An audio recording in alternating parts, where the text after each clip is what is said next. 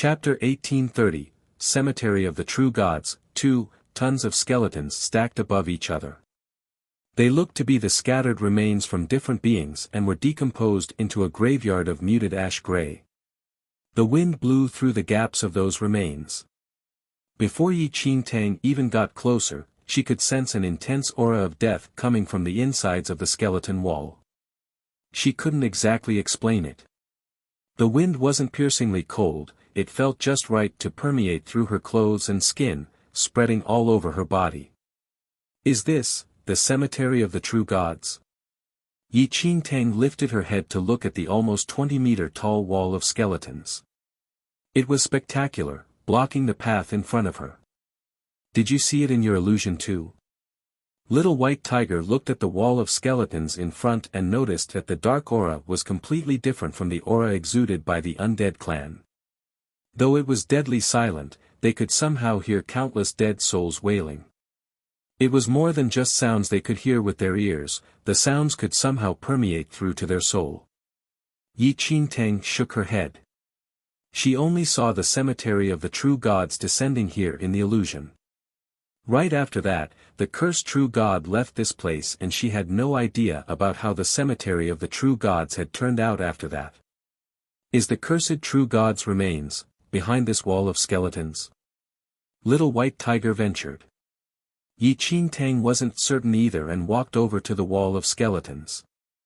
Suddenly, a gust of wind permeated through the wall and blew her hair around.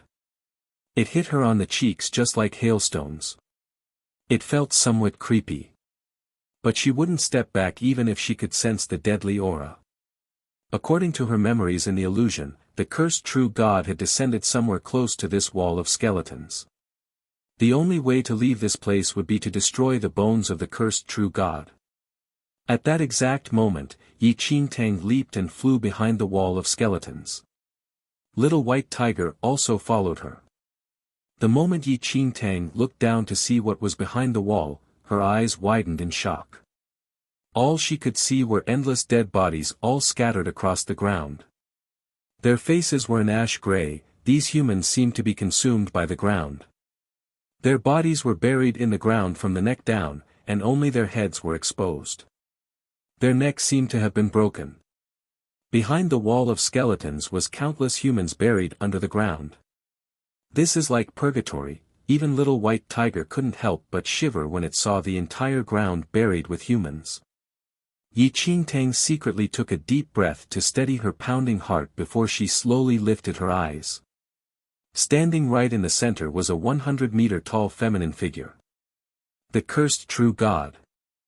The moment Yi Qingtang saw the figure, it overlapped with the cursed true god she saw in the illusion. In the illusion, the cursed true god had been a more normal height. But this cursed true god in front of her seemed to be an expanded version. She stood tall and upright above the remains of the humans. With closed eyes and crossed arms, her skin wasn't of any discernible color at all.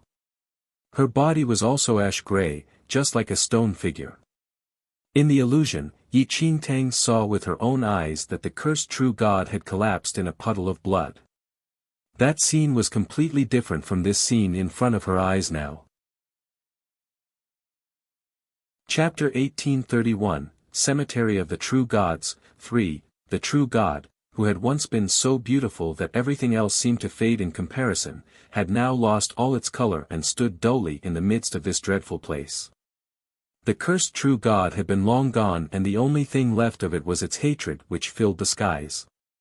Surrounded by countless corpses, the cursed true god looked like a demon born from the depths of hell. As she took in her surroundings, Yi Qingtang breathed in silently. The cursed true god in front of her looked nothing like it used to. They would never have entered this place if not for the appearance of the deity ocean. Now the only way they could leave this mystic realm was to destroy the bones of the cursed true god. Yi Qingtang flew straight at the bones of the cursed true god, but as she reached the wall of bones, something seemed to hit her hard and she fell from the sky. With a crash, she landed on a pile of human skeletons. Before she could get up, Little White Tiger fell from the sky as well. The power of the curse is too strong here. There's no way we can fly above the void. Little White Tiger got up hastily. A frown appeared on Yi Qingtang's face. The three people on Little White Tiger's back had tumbled down when it fell, but the three of them still showed no signs of waking up and only fell stiffly onto the ground.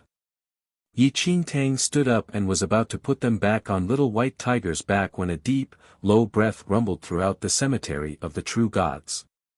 What's that sound? Yi Qingtang paused and swept her eyes around warily. As her gaze landed on the cursed true god, its tightly shut eyes suddenly opened. What?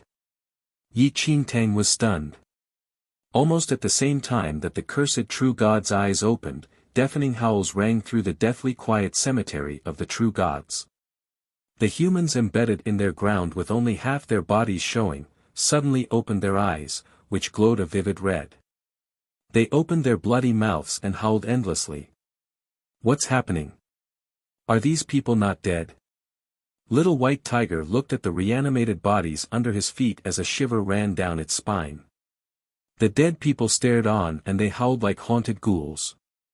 Their mud-stained hands clawed upwards maniacally. Save me, let me die, someone, save me. Sorrowful cries filled the cemetery of the true gods.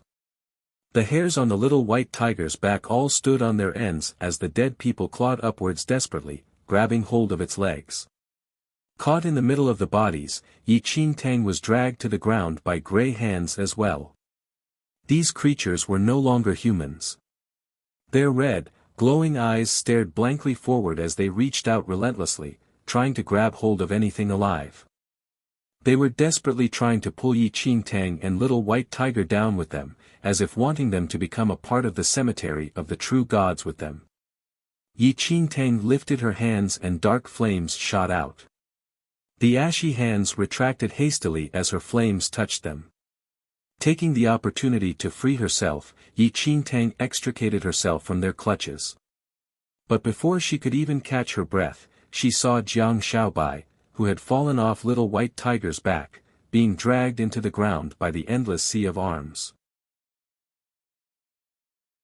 Chapter 1832, Neither Dead Nor Alive, 1. When Yi Qingtang saw Jiang Xiaobai being dragged into the ground by those hands, she panicked and quickly shot her black flames towards it. The undead were all fearful of the black flames and retreated quickly. Without hesitating for another second, Yi Qingtang flew straight to Jiang Xiaobai and scooped him up as she shot black flames at Little White Tiger to help it out of its predicament. She threw Jiang Xiaobai onto its back. Take care of them.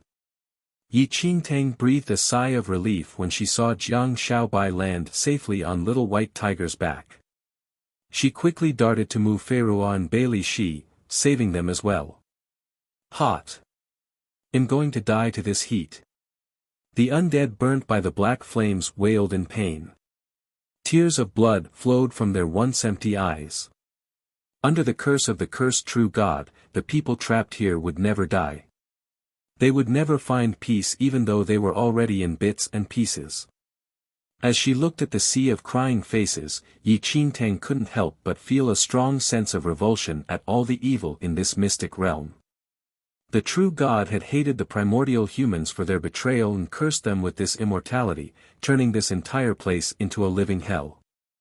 It was at this moment that Yi Qingtang understood why those powerful men with only their head left had refused to lead her to the cemetery of the true gods. They had probably already seen all of this. This was a nightmare no one would want to experience twice. But she had no time for second thoughts as the undead covering the ground reached out at them relentlessly, wanting to drag them into the ground. Yi Qingtang could only keep shooting her flames at them, making them retreat. The only one who was spared was Little Heavenly Demon. The undead seemed to fear its presence and all shrank away from it whenever it passed by. Noticing this, Yi Qingtang immediately scooped Little Heavenly Demon into her arms before leaping and landing on Little White Tiger's back. The undead didn't dare reach out towards them as Little Heavenly Demon breathed down at them. They could only glare at them with their glowing red eyes. How many bodies are there exactly? Little White Tiger said as it looked at the crowded sea of undead below them. Some of their heads had already been twisted by the arms of the other people, leaving only a thin layer of skin hanging on the bones. But even in this state, they were unable to die. Even as their heads were smashed by the other undead and their brain matter was smattered all over the ground, their eyes remained open as they howled miserably. It was a perversely morbid scene that gave them the chills. They were better off dead than alive and stuck in this limbo between the two realms. As long as the bones of the cursed true god were still around, they ever be able to escape their state of being neither alive nor dead. Yi Qingtang suddenly heard a familiar sound. Her head snapped towards it, scanning the bodies for something familiar. Finally she noticed someone familiar among the sea of faces. Zhan Rao. Zhan Rao, who had gone missing earlier, was now buried in the sea of undead. Compared to the other undead, his face didn't look as grey, but it was pale and bloodless. However, his eyes were surrounded by a red glow as the light from his eyes slowly faded. One of his arms was missing as well and he seemed to be in a trance. Chapter 1833, Neither Dead Nor Alive, 2, Yi Qingtang's heart quivered. She had never expected to see Zhan Rao here. Almost subconsciously, she propelled herself with the black flames to Zhan Rao's side. "I'll take you along." A frown appeared on her face as she focused. Grabbing hold of Zhan Rao's shoulders, she tried to pull him out. Zhan Rao's face remained in a trance as he continued mumbling Yi Qingtang's name. Yi Qingtang used all the energy in her body but was only able to drag him up a little. But what lay beneath his body made her blood run cold. Underneath him was a huge, wriggling mouth and from it were a myriad of tentacles that had already infiltrated Zhan Rao's lower half. It was then that Yi Qingtang realized that his lower half had already been fully invaded by those tentacles. Blood gushed from his wound straight into the huge mouth as it continued chewing on Zhan Rao. Arg! The pain from her pulling made Zhan Rao cry out in agony. The immense pain seemed to clear Zhan Rao's mind. The red glow in his eyes gradually faded as he looked at Yi Qingtang in shock and horror. He knocked Yi Qingtang's hands away. Dragging himself up on the other dead bodies with the tentacles trailing behind him in his abdomen, he shouted at her. "Leave! You need to go now. Leave me, I can't be saved." Yi Qingtang's frowned. Even though she had already prepared for the worst, still. Zhan Rao grabbed hold of an undead's head to keep the huge mouth from dragging him back. "Yi Qingtang, thank you. I never thought that you would have wanted to save me, but it's too late." After Zhan Rao was dispersed with the others, he came into contact with an extremely powerful monster. No matter how hard he tried, he couldn't defeat it and was brought here. This was truly a living hell. There was no land under the undead at all, only huge, bottomless, gaping mouths full of tentacles. Once someone was caught in the tentacles and dragged into the mouth, the parts below their chest would be chewed up quickly. Zhan Rao was only left with everything above his waist intact. Anything below that had long been chewed into mincemeat and swallowed up by the bottomless gaping maws. With the continuous injuries that they were taking, as well as the relentless infiltration of the tentacles, their consciousness would soon be wiped out, leaving them an empty shell of an undead. Zhan Rao's consciousness had already faded to almost nothing. If not for the fact that he had met with someone familiar, he would probably not have regained the last part of his consciousness. "Go, please go now." Zhan Rao knew that he didn't have long to live. The once elegant young man had been reduced to something neither dead nor alive, with his consciousness almost gone. He knew that there was no way he was going to survive this and didn't want Yi Qingtang and the rest to suffer the same fate as him. But before he could finish what he wanted to say, the tentacles piercing through him dragged him back into the huge mouth. Yi Qingtang barely had time to grab hold of his arm, as he slipped right out of her grasp. Chapter 1834, Neither Dead Nor Alive, 2, but as though they had sensed something amiss, the tentacles dragged Zhan Rao straight into the depths of the huge mouth. "Go now." Zhan Rao only had time to roar out one last time before being swallowed whole. He didn't want to drag Yi Qingtang down and shouted at her to let him go. In the blink of an eye, he vanished. Yi Qingtang looked at the shut lips, which were quickly covered by the other undead. The only thing left in her mind was his last screams. The undead began reaching for her again. Pent-up emotions welled up, bursting to the surface as Yi Qingtang watched her comrade being swallowed whole. A huge wave of black flames surrounded her, and the undead drew back, crawling silently on the floor, afraid of the flames. "You need to think of a way to destroy the cursed true god's bones soon, or we're going to die here," said Little White Tiger. This entire place was strange. Zhan Rao's last words conveyed very clearly the terrifying nature underlying this place. Under their feet were countless huge mouths waiting to devour them. If one wasn't careful, they would be dragged into those gaping teeth by an army of tentacles. Yi Qingtang breathed in deeply and jumped onto Little White Tiger's back. Then they rushed towards the cursed true god. But just as they were nearing the cursed true god, the sea of undead below them shook and a huge hill suddenly erupted in front of it. "What's happening?" Little White Tiger was forced to a stop. The moment it stopped, a wave of demonic aura shot out from the hill towards the sky. The undead on the hill were turned to dust in an instant. From the surge of the demonic aura, a tall, black shadow appeared in front of them. The black shadow was at least 10 meters tall and was covered in dark red flames with black armor around it. It stood quietly in front of the bones of the cursed true god, holding the blazing flame sword. Just like a guardian preventing them from approaching the cursed true god. "What is that? What strong demonic aura?" The Little White Tiger's eyes widened. The black-armored shadow was completed and shrouded with an intense, demonic aura. But what shocked Little White Tiger most was that the demonic aura on this shadow was in no way inferior to that on Little Heavenly Demon. "Don't tell me, is this a heavenly demon? What kind of joke was this?" Little White Tiger was about to go mad. Why would there be a heavenly demon in the cemetery of the true gods?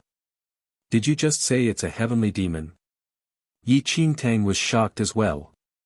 What was going on? Look carefully at the black armor on it. Yi Qingtang looked closer and realized that there were red totems on the black armor surrounded by dark red flames. They looked really familiar. Is that the totem of the heavenly demons? Little White Tiger nodded. This is an armor that only the heavenly demons can use. But, why would there be one here? Yi Qingtang was confused as well. There was no change at all to the bones of the cursed true god even when the heavenly demon appeared. Why on earth had a heavenly demon appeared here? It was standing protectively in front of the cursed true god's bones, seemingly ready to guard it with its life. Chapter 1835, Black Armor, 1. With the sudden appearance of the armored heavenly demon, Yi Qingtang fixed her eyes on the dark figure, scanning the surroundings to prepare herself in case she needed to escape. But even after a while, the armored heavenly demon didn't make a move. He just stood there in front of the remains of the cursed true god, not moving an inch, just like a statue. Is this fellow a statue? Little White Tiger sniffed at the armored heavenly demon. Other than the demonic aura, it couldn't sense any life from it. This thing was like a deadly creature who only had an endless demonic aura. Yi Qingtang couldn't help but feel suspicious as she looked at the armored heavenly demon that wasn't moving at all. She didn't move abruptly, but rather, got Little White Tiger to slowly advance. Right when Little White Tiger took a step forward, the armored heavenly demon suddenly moved. He raised the blazing flame sword and struck towards Little White Tiger. Whoosh! Little White Tiger leaped up in an instant. The moment the blazing flame sword hit the ground filled with the undead, it caused a huge crack right in the middle. The intense aura from the sword resulted in a charred mess of destruction in its wake. The undead as well as the huge crack were charred black. Little White Tiger secretly swallowed its saliva as it looked at the huge crack that passed through the entire cemetery of the true gods. Holy! If the sword were to land on Little White Tiger instead, its body would definitely split into two halves. Just as Little White Tiger jumped away, the armored heavenly demon suddenly stopped attacking and just held the sword tightly, standing there, not continuing its attack at all. What's going on? Why isn't he coming for us? This was Little White Tiger's first time witnessing such a situation. How could there be such a well-behaved heavenly demon? Yi Qingtang narrowed her eyes, scanning the armored heavenly demon, and when her eyes landed on the section where the eyes would have been, she sensed something suspicious. The purpose of the armor was to provide full protection, only revealing a pair of eyes. However, when she studied the eye section, there weren't any signs of eyes in there at all. It was pitch dark, but she could somehow sense two balls of fire in there. Why did you say that he's just like a statue just now? Yi Qingtang asked Little White Tiger. Though he has a strong demonic aura, I can't sense any life from it at all. Even if he's a heavenly demon, he surely would have some signs of life, Little White Tiger explained. Yi Qingtang was suddenly hit by an idea. Maybe. I think that you might be wrong. What do you mean? This set of armor indeed belongs to a heavenly demon, but it could very well just be a set of armor, Yi Qingtang said. What do you mean? Little White Tiger repeated. It was perplexed. I sensed something strange earlier when he was attacking us. When he first appeared out of nowhere, he didn't attack immediately. It was us who triggered his senses and made him feel wary. When you took one step forward, he suddenly attacked, but when you got away, he stopped moving. Do you get what I mean? Yi Qingtang explained her thoughts. Little White Tiger was not a fool. After hearing Yi Qingtang's explanation, its eyes lit up. So you're saying that he's just a set of armor that bears the power of the heavenly demon? That should be it, Yi Qingtang answered. Chapter 1836, Black Armor, 2, but even if it's just a set of armor, it must have been sealed with the heavenly demon's powers. If not, you wouldn't have mistaken it for the heavenly demon at the start. Yi Qingtang was certain about it. With the armor having the heavenly demon's powers, they wouldn't be able to fight against it. But the thing Yi Qingtang was most curious about was why the armor was even stationed here. Until she knew more, she didn't dare act abruptly and could only take Little White Tiger with her and retreat to a safe place. The entire area struck by the armor had become a scene of charred devastation. For the moment, Yi Qingtang decided to rest for a moment since she did not need to worry as much about the disturbance from the live grave of the undead. Somehow, it seemed that the black suit of armor could sense that Yi Qingtang hadn't left the vicinity. It stood right in front of the cursed true god, holding the sword tightly with both hands, but it didn't seem to have any intention of attacking. Over the next few days, Yi Qingtang continued to observe it. If she wasn't wrong, the dark armor was protecting the cursed true god's remains and would attack anyone who came close to the cursed true god. That meant that as long as they didn't go too close to the cursed true god, the armor wouldn't attack them. Knowing this, Yi Qingtang heaved a sigh of relief. But this gave rise to another problem for Yi Qingtang. If they couldn't get close to the cursed true god, they won't be able to destroy the remains, and this would continue as a vicious cycle. The armor would stand nothing to lose. But it wasn't the same case for her. I have an idea. Yi Qingtang suddenly spoke up after carefully thinking about it for some time. Little White Tiger could sense something different in Yi Qingtang's eyes, and that expression on her face sent cold chills down its spine. I don't agree. Yi Qingtang was speechless. I haven't even said what it is yet, how can you just disagree already? Little White Tiger looked at her warily. I don't need you to explain yourself, I can already see that sly look on your face. I'm never going to agree no matter what you say. Just give up now. Don't be like that. Do you really want to stay in this hellish place forever? As if I haven't experienced it before, Little White Tiger muttered. Actually, it had stayed in the mystic realm for quite some time previously. You're really against it? Yi Qingtang narrowed her eyes. Ah-oh. An ominous feeling made its hair stand on end as it continued to eye Yi Qingtang. Meanwhile, Yi Qingtang's eyes crinkled into a smile as she pinched little heavenly demon's cheeks cheekily. Are you hungry? Shall I help you roast a tiger? Once little heavenly demon heard Yi Qingtang's words, a line of drool appeared at the corner of its mouth. Eager eyes darted immediately to little white tiger in hopeful expectation. What? How could she? Little white tiger was instantly furious. You're too much. Don't worry so much, I'm just discussing it with you. I can see that the armor is not that intelligent.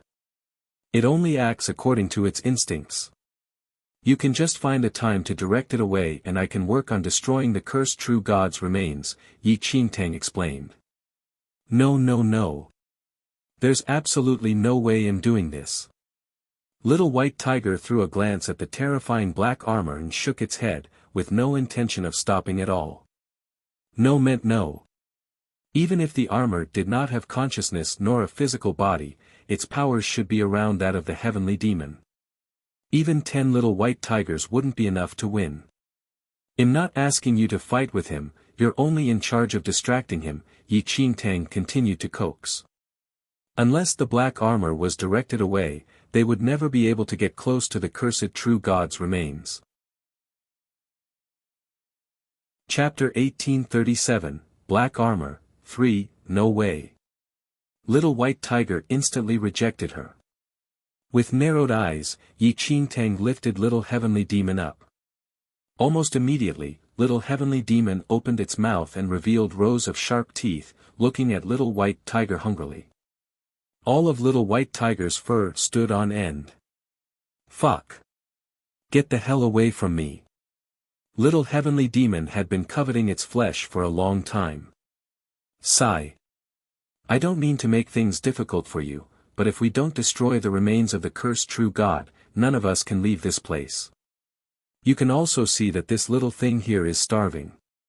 If we're really going to be stuck here, you know that little heavenly demon will stay with me and protect me. But it seems to be interested in you, Yi Qingtang sighed, behaving as though she was in a difficult position too. How could little white tiger not know that little heavenly demon wanted to eat its flesh?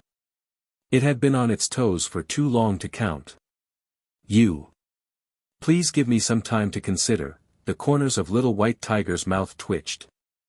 Actually, little white tiger wasn't worried about being stuck in the mystic realm since it could live long enough. It was more worried about little heavenly demon, since little heavenly demon would eventually grow up. Since little heavenly demon was still young, Yi Qingtang could still coax it for now. But what would happen when it grew up and Yi Qingtang couldn't do anything about it? By that time, it would be much harder to coax. Little white tiger wasn't confident about fighting against a grown heavenly demon. Alright, you can take your time. I really don't want to make things difficult for you, Yi Qingtang said earnestly.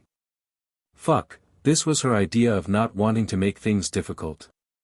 As little white tiger grit its teeth while contemplating, it looked at little heavenly demon's indiscreet gaze, it couldn't help but feel a chill run down its spine. If it had goosebumps, it would surely have run all over its body. No wonder humans had a saying, only women and small-minded men are hard to deal with. It was definitely true. Again, little white tiger eyed the black armor. It started calculating the risks and after a while, it finally said, I'm not sure whether I can really lure him away, but he seems to not have any consciousness, only protecting the cursed true god according to its instincts. As you said earlier, it stopped once we moved away. We can give it a go, Yi Qingtang replied. Of course she wasn't willing to gamble with little white tiger's life. With a huge sigh, little white tiger could only concede. What choice did it have? Soon enough, Yi Qingtang started to lure the black armor away from the cursed true god. But the moment they got close, the black armor would start attacking them. After numerous tries, they identified the region that the black armor protected. However, little white tiger's reasoning was correct. As long as they left the forbidden region, the black armor would stop attacking them and wouldn't chase after them. After some further contemplation, Yi Qingtang had another idea. Since the black armor is here to protect the cemetery of the true gods, what if we attack the cursed true god's remains? That will make him feel that our existence will threaten the cursed true god and he will never allow that kind of danger in the cemetery of the true gods. So you're saying that I should attack the cursed true god's remains? Little White Tiger was stunned. Yi Qingtang nodded. Little White Tiger's expression changed and they began discussing in earnest about the change in strategy. The final decision was for Little White Tiger to retreat to a safe distance away and spew fire at the cursed true god's remains.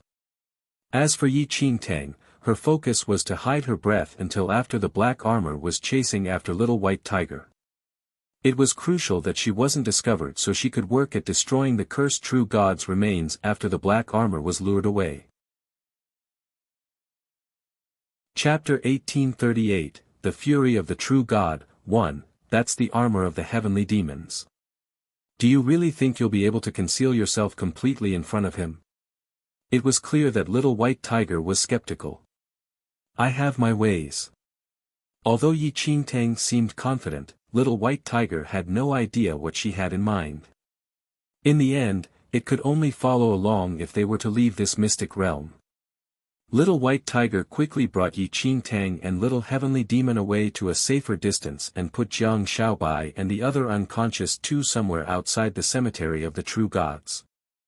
Originally, Yi Qingtang wanted Little White Tiger to take Little Heavenly Demon along with it just in case, but how could Little White Tiger feel safe with something that wanted to eat it?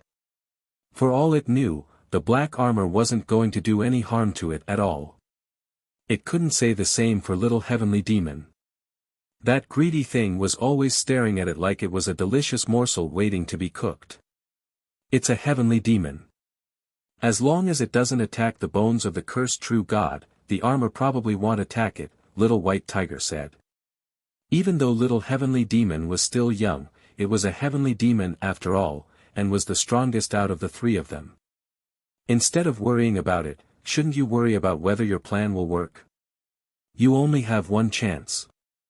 Even if I can lure it away successfully, we're not going to have a second chance if you don't manage to destroy the bones of the cursed true god this time.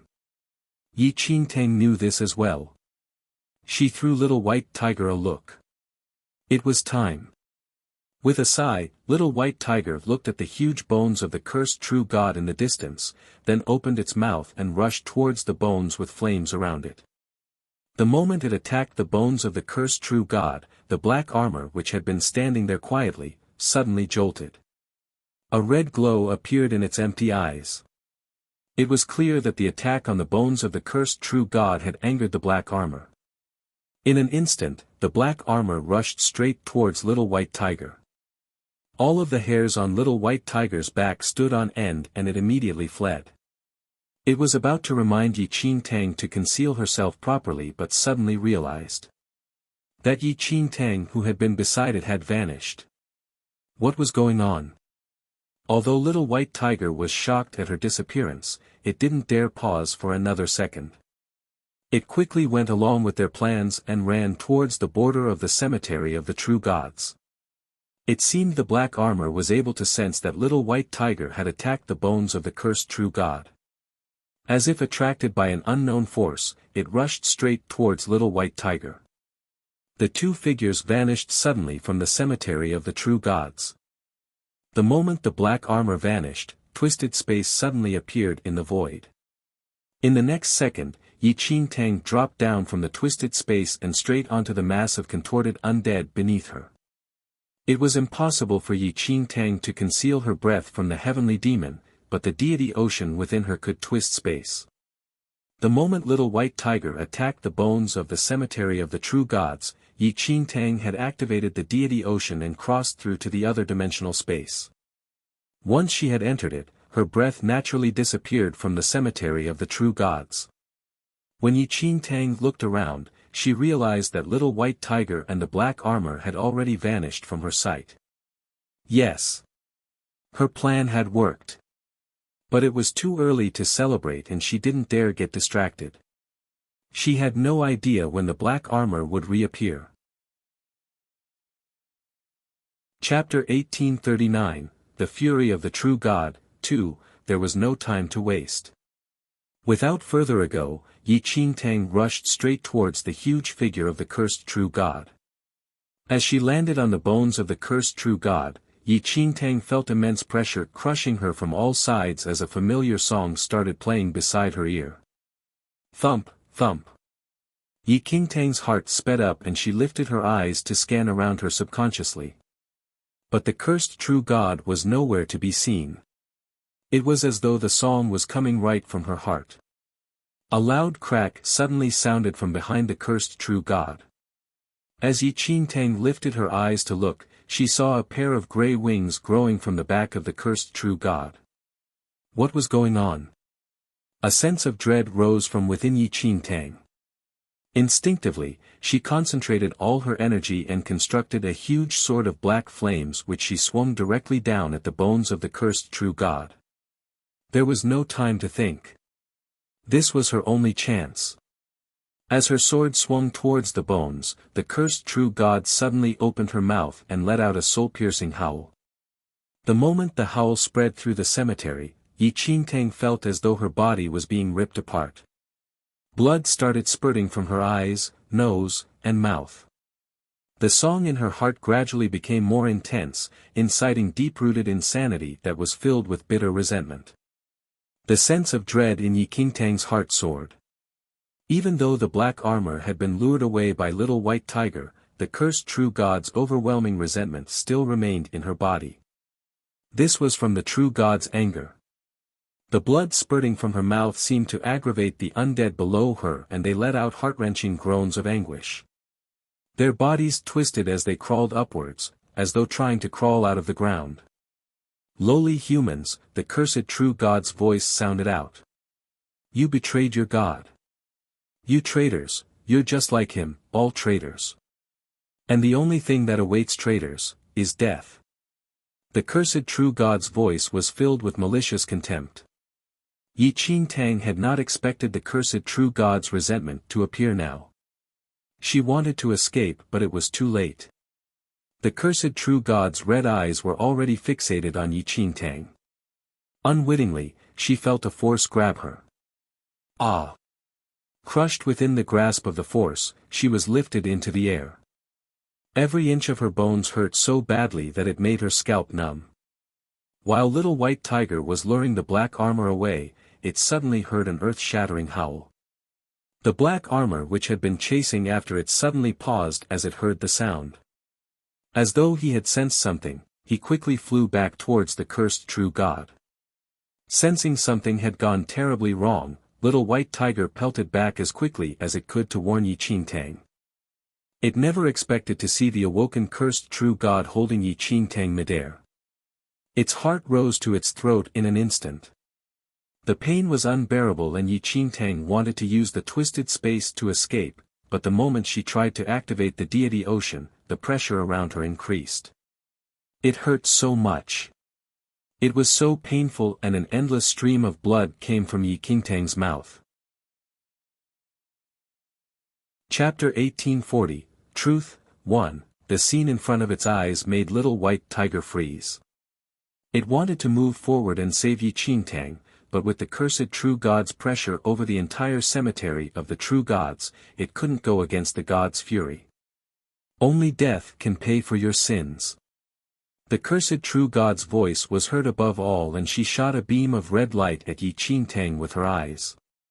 That was it. Yi Qingtang's heart sank. But even before the beam of red light reached her, a small figure suddenly appeared in front of her, taking the fatal blow from the cursed true God for her. Little heavenly demon. Yi Qingtang's eyes widened in shock as she looked at the little figure who had taken the cursed true God's devastating attack for her. The red beam of light surrounded little heavenly demon and small cracks started forming on its body. Don't bother about me. Leave. Yi Qingtang felt suffocated. Little heavenly demon was no longer as obedient as it used to be. The moment the red light surrounded its tiny body, it turned its head around, trying hard to open its eyes as wide as possible to look at Yi Qingtang. The next moment, with a loud blow, it exploded. It had reached its limits. In absorbing all of the destructive forces from the cursed true god, it had resulted in an immense buildup of energy. The resulting explosion threw Yi Qingtang onto the ground. At the same time, little heavenly demon's tiny body collapsed into a tiny heap. Yi Qingtang couldn't care less about her pain. She rushed towards little heavenly demon and held on to it frantically. Heavenly demon, humans, betrayers.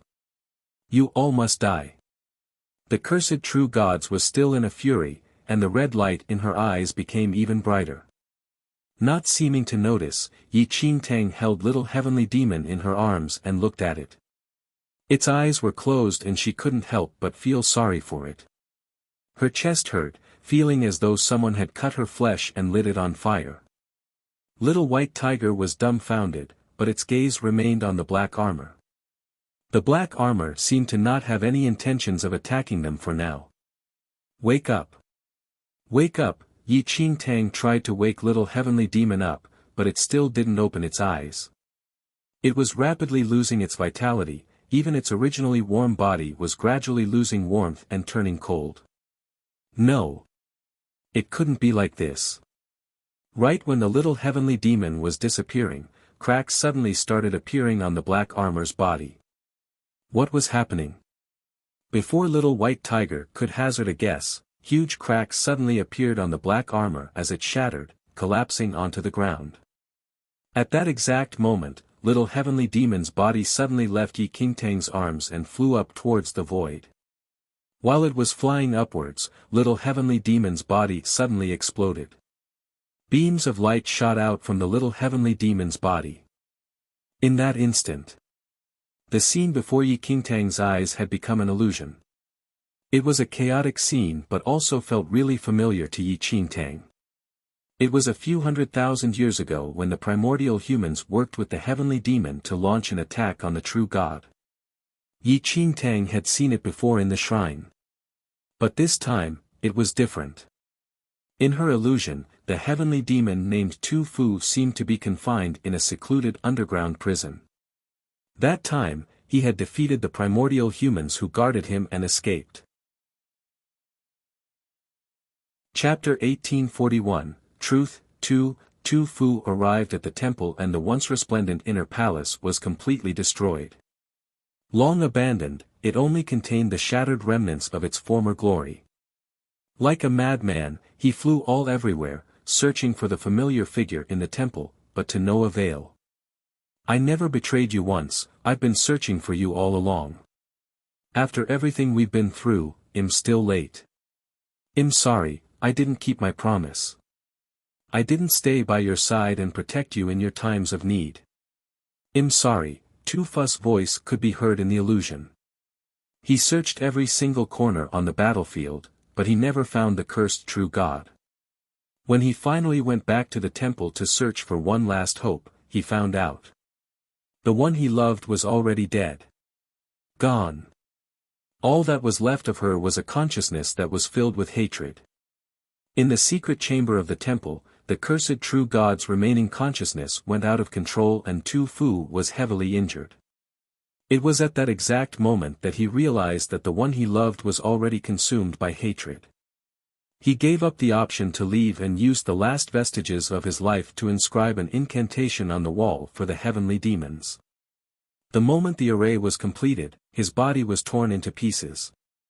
If she was no longer here, why should he even continue living? The one he needed was no longer here. She was gone. Since he wasn't able to fulfill his promises when they were both alive, he would stay by her side forever once he died. Tu Fu's powers.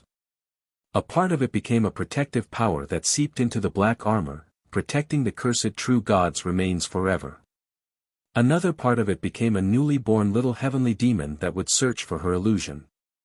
These illusionary images flashed past Yi Qingtang and the cursed true god's eyes.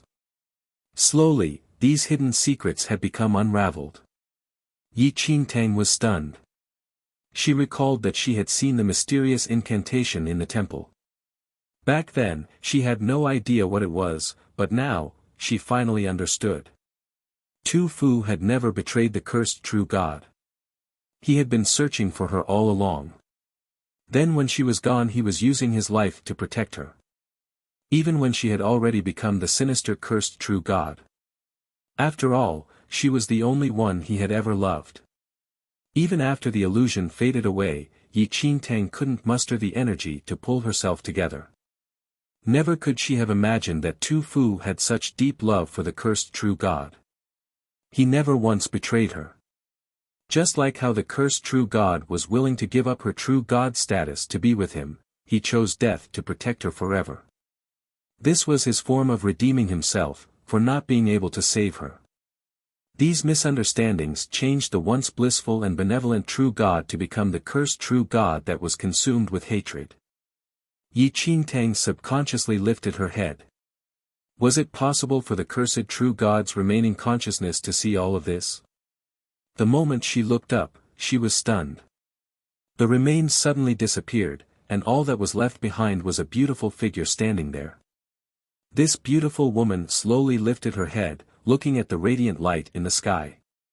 The corners of her lips quirked up as tears trickled down the corners of her eyes. "Why didn't you tell me earlier? Why?"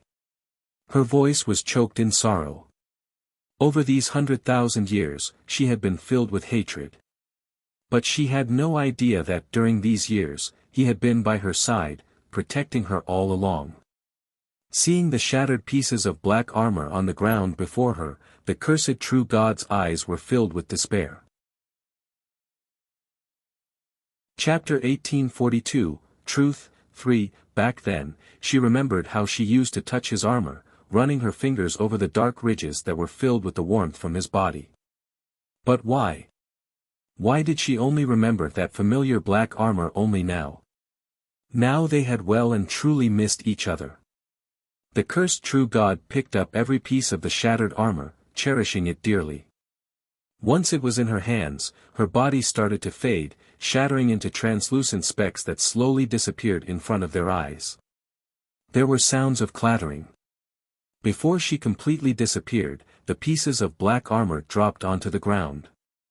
At the same time, the clamor from the undead seemed to fall to a muted state, as the bodies suddenly stopped moving and stiffened, filling the destroyed land with a deafening silence. "Quick, go and destroy the cursed true god's remains. Her resentment has disappeared." Little White Tiger quickly reacted. Yi Qingtang was slightly stunned. Lifting her eyes, she saw that a female skeleton lay at the position where the remains of cursed true god was previously. As Yi Qingtang walked over, a complicated feeling washed over her. The cursed true god's resentment was due to the betrayal of humans, but Tu Fu's supposed betrayal maximized it. When the misunderstanding was resolved, exacerbated by the sacrifice of Tu Fu's life, she could finally let her resentment go. Who was ultimately at fault? Yi Qingtang mused as she looked down at the cursed true god's remains. Suddenly she went down on knee, bowing towards the cursed true god's remains. After all, the primordial humans were the ones who betrayed their creator. Since the cursed true god was part of the gods, how could she not have any resentment? Being a human, entering this mystic realm and having to suffer from the strength of the curse, Yi Qingtang was a victim. However, the true gods that descended a couple 100,000 years ago were also victims. Yi Qingtang never believed in gods, but she truly admired the heartfelt love between the cursed true god and heavenly demon, Tu Fu. Stretching out her palm, Yi Qingtang summoned the black flames and started burning the remains of the cursed true god. As the remains of the cursed true god continued to burn, the undead on the ground started recovering their human state. The huge crack on the ground started mending and the undead masses finally recovered their freedom. But that freedom wasn't true freedom. They were alive, but they could never leave this mystic realm. Although the cursed true god had disappeared, the remnants of her life force were still left behind in the mystic realm. The only difference now was that they had the option of death. No longer were they forced into the endless, torturous limbo between life and death. Yi Qingtang watched as the remains of the cursed true god burned into ashes. She silently transferred the ashes into a container, collecting the shattered pieces of Tu Fu's armor and buried it in the cemetery of the true gods. No one could determine who was right or wrong. Everyone had different circumstances and experiences. It is never black or white, right or wrong. Taking in a deep breath, Yi Qingtang felt an inexplicable feeling from the deity ocean, a subtle change passing throughout her body. Her heart palpitated. She instantly took little white tiger with her, wanting to take the three together with her. However, when Yi Qingtang looked at the cemetery of the true gods, feeling extremely stifled. Though the remains of the cursed true god had been successfully destroyed, that little glutton would never come back. She didn't even get to collect its corpse. Little heavenly demon was an evolution from Tu Fu's remaining life force, but for Yi Qingtang, it was her unique little heavenly demon. However, there was nothing she could do. Yi Qingtang lowered her eyes. She could finally leave this place. How many others would never be able to leave this mystic realm? As Yi Qingtang mulled over those thoughts, the deity ocean in her body could somehow sense that she was going to leave. The dimensional door suddenly opened. This time, the distortion of the space-time continuum was much more stable. Yi Qingtang froze. Could this be the reason why the deity ocean kept her from leaving previously? Was it because of the force from the cursed true god's resentment? Yi Qingtang didn't dare continue thinking about it. She hurriedly took little white tiger and the three others with her as they leaped into the dimensional door. She also wasn't certain about whether the deity ocean would send her back here again. But at least, she had tried. After they entered the dimensional door and the door closed, many speckles of light appeared above the void of the cemetery of the true gods. The speckles gathered and formed into a tiny, black figure. Chapter 1843, Crossdresser, 1, Yi Qingtang felt the world spin, and by the time she opened her eyes, everything was different. The cemetery of the true gods had disappeared and a quiet forest replaced it.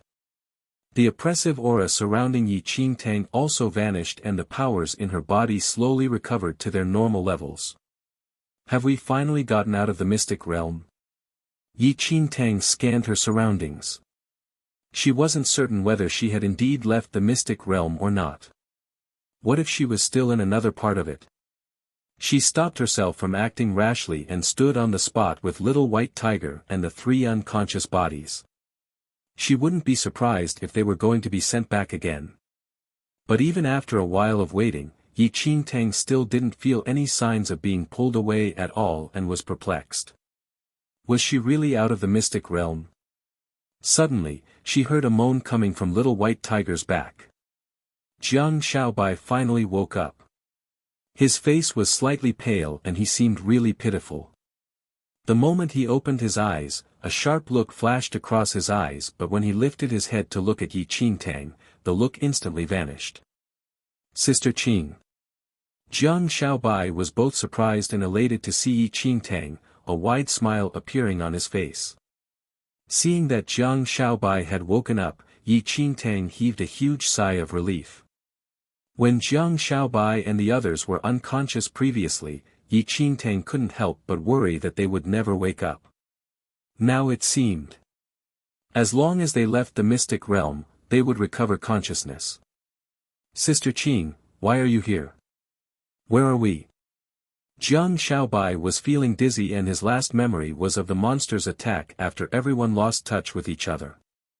He continued trying to find his escape after that and fell into a huge hole. He had no idea what happened after that. Yi Qingtang glanced at him. Even though his face was slightly pale, judging from his steady breathing, she could tell that he had already recovered. She scoffed at him, her lips curled up into a sneer. Jiang Shaobai froze when he noticed Yi Qingtang's cold attitude. He frowned, showing a painful expression. Sister Qing, my entire body hurts. Am I going to die? This fellow is still putting up an act. Yi Qingtang crossed her arms as she replied, I've taken a good look at your body, you're completely fine. Jiang Shaobai hadn't figured out what she had meant. Little White Tiger wasn't in the mood to carry this burden who's already awake. It shook its body so that all three of them would get down. With that, Jiang Shaobai fell on his bum and the clothes wrapped around his body started unraveling and he was instantly naked. When the cold wind blew, Jiang Shaobai instantly became sober. He looked at his naked self before his eyes riveted on Yi Qingtang. What the fuck, where were his clothes? Jiang Shaobai's smile stiffened. Back when Yi Qingtang saw him bathing, he could still argue that it was because he wasn't fully grown up and developed yet. But now, Yi Qingtang had seen him fully naked. Even if he wasn't fully grown, anyone would be able to differentiate what a female should have and should not have. Chapter 1844, Crossdresser, 2, Sister Qing, please listen to my explanation. Jiang Shaobai looked at Yi Qingtang aggrievedly. Yi Qingtang leaned against a branch, crossing her arms as she looked at Jiang Shaobai calmly. I'm listening. She sounded calm and collected, but when Jiang Shaobai had goosebumps all over as he grabbed the pieces of cloth to cover himself as much as he could. Sister Qing, do you know the saying born at the wrong time? Jiang Shaobai carefully continued, I was supposed to be a girl, was this how born at the right time was supposed to be used? The corners of Yi Qingtang's lips twitched slightly. Sister Qing, even though I'm like this, I'm actually a shy girl inside. Jiang Shaobai tried his best to blink innocently, trying to convince Yi Qingtang that even though he had a male physique, he was really a girl inside. You're really extremely shy. I see. She punctuated each word with a jab at his chest. She had never met anyone this shameless. If Jiang Shaobao really was a shy girl, why would he stick so closely to her once he saw her? When she thought about how pretended to be a woman in front of her, Yi Qingtang couldn't help but feel like beating him up. She always let him have his way all because he's a young girl. If she had known that he was a chap, she would have kicked him far away. Sister Qing, don't praise me like that. I'll feel really shy. Jiang Shaobai lowered his head, behaving coy. Praise. At that moment, all Yi Qingtang wanted to do was give him a kick in the face. It was only then Yi Qingtang finally recalled that when Jiang Yisheng and the others saw Jiang Shaobai, they had complicated expressions on their faces. Even a young man like Jiang Qi didn't avoid Jiang Shaobai whenever Jiang Shaobai held his arm. It must be that everyone in the Jiang family knew of Jiang Shaobai's gender, except herself. Ugh. She only had herself to blame, she was too naive and had not realized. Put on your clothes properly. Yi Qingtang had to take a deep breath to stop herself from strangling him to death. I'll take your young age into account and forget about it this time. If you're any older and still dare to dress up a female, you'd better get the hell out, otherwise people would take you for a pervert. Right after Yi Qingtang finished her words, Mu Feirua, who had just woken up, was utterly confused. Dressing as a female. Pervert. Mu Feirua was stunned, but he didn't have much of an expression on his face. He thought that his identity hadn't been exposed yet, but it was only till he saw that he only had a layer of outerwear covering his body and was totally naked inside, all the color drained from his face. What the fuck, where are his clothes? Mu Feirua, you're a man too. When Jiang Shaobai saw Mu Feirua get up, he noticed that Mu Feirua had the same fetish as him and he quickly dragged Mu Feirua down with him. Mu Feirua, he was wrong, he shouldn't have woken up. Ah, I know. The pervert that Sister Qing is talking about, those who are not young anymore but still cross-dress, it's you. Jiang Shaobai had no reservations, he completely pulled Mu Feirua under the bus. Yi Qingtang, she didn't mean that. Mu Feiruo's face flushed red. He quietly pulled the outerwear together to cover his flat chest. Sister Qing, don't worry. I will never learn from him, I won't become a pervert. If you don't like this, I can change back to dressing as a male.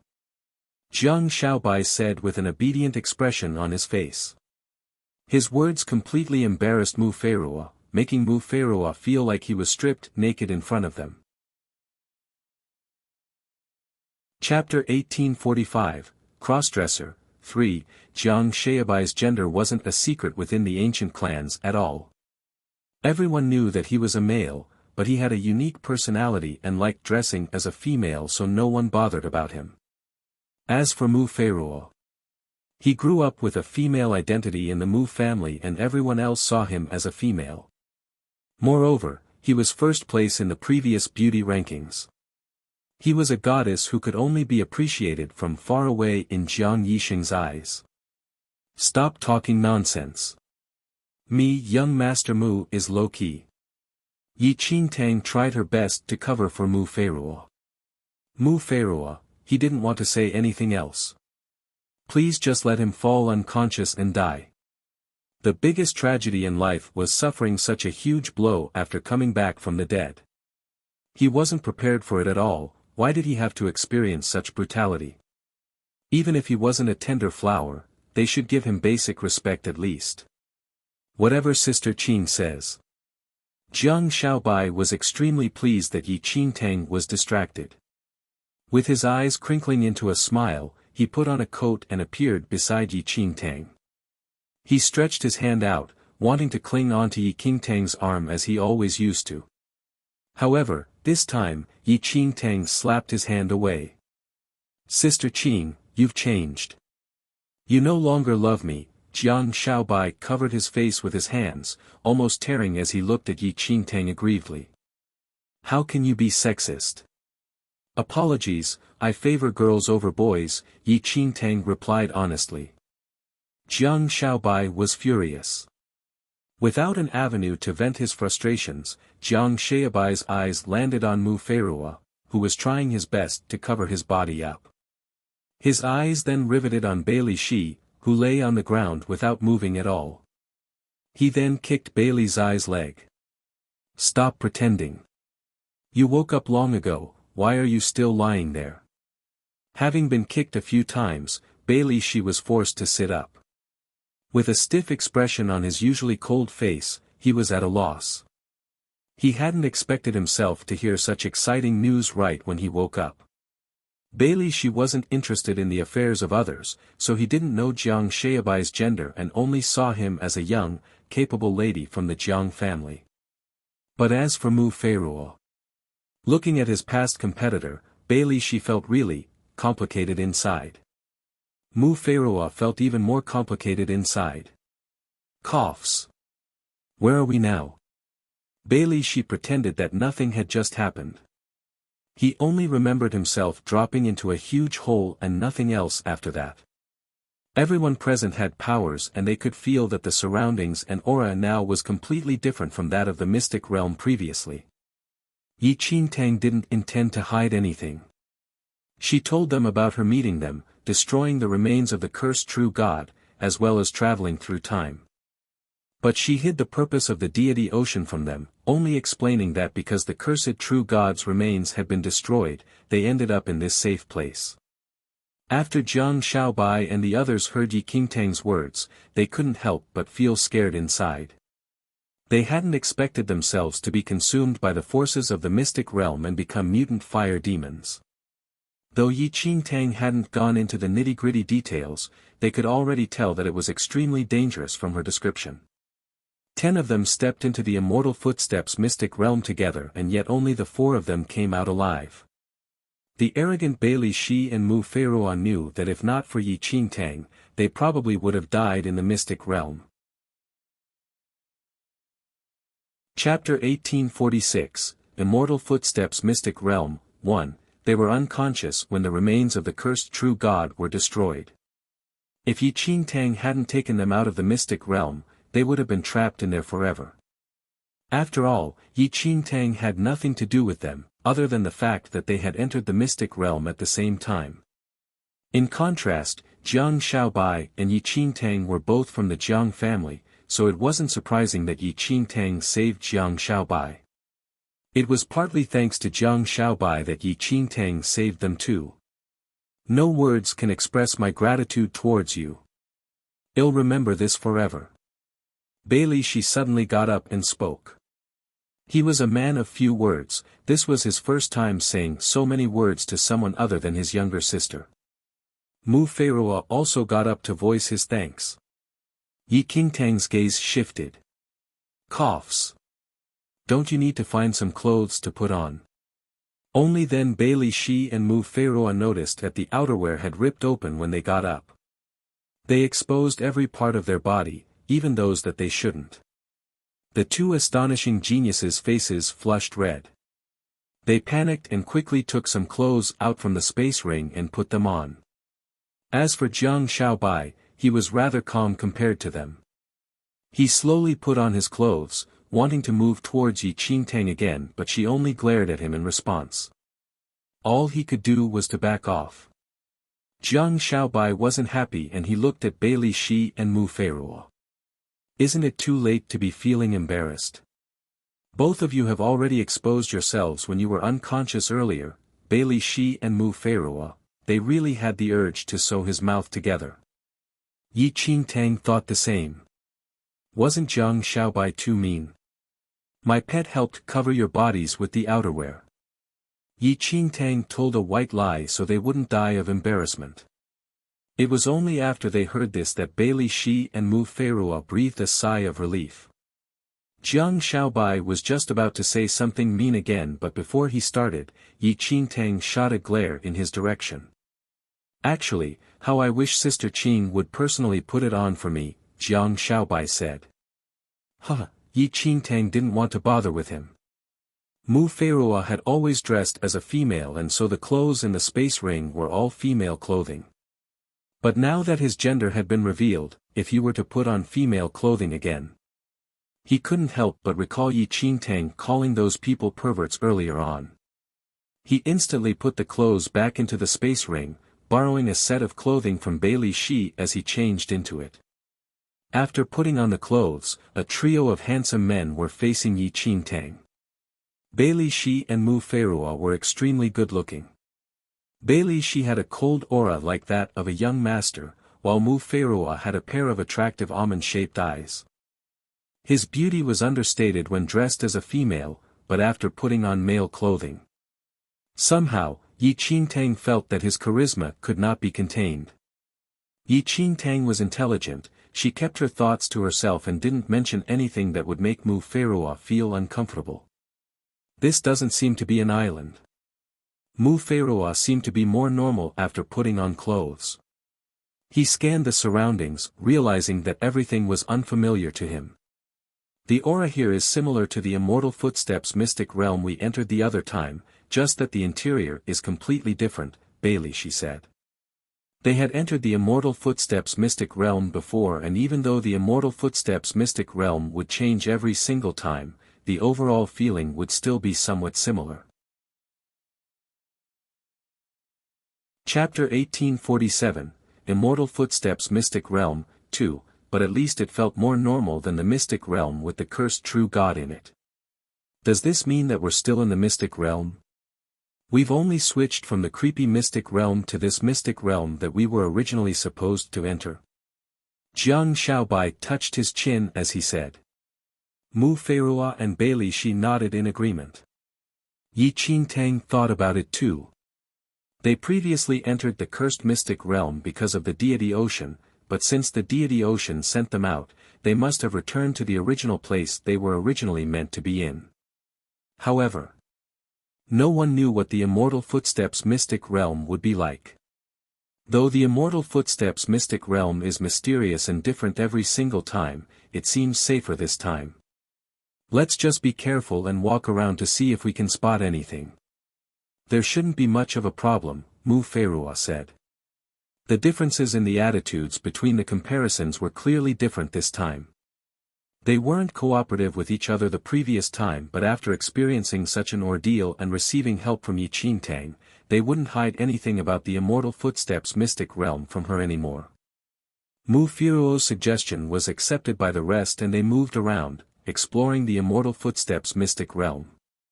Mu Feiruo. Jiang Xiaobai suddenly looked at Mu Feiruo as he walked. Mu Feiruo looked at him perplexedly. A smile appeared on Jiang Shaobai's face, revealing his pearly white teeth. I have a friend who likes you very much. He says that you're his only goddess.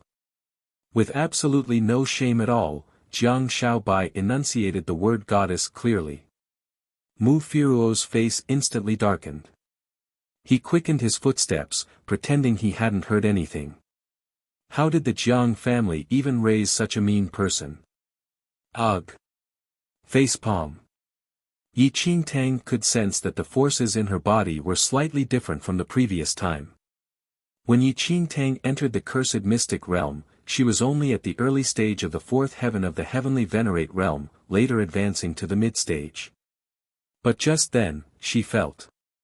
The forces in her body had advanced to the early stage of heavenly venerate fifth heaven. What was going on? Looking at the others, Yi Qingtang decided to test the waters. But they replied that nothing had changed for them. They were in the exact state as when they first came. Yi Qingtang was perplexed. But somehow, she figured out something.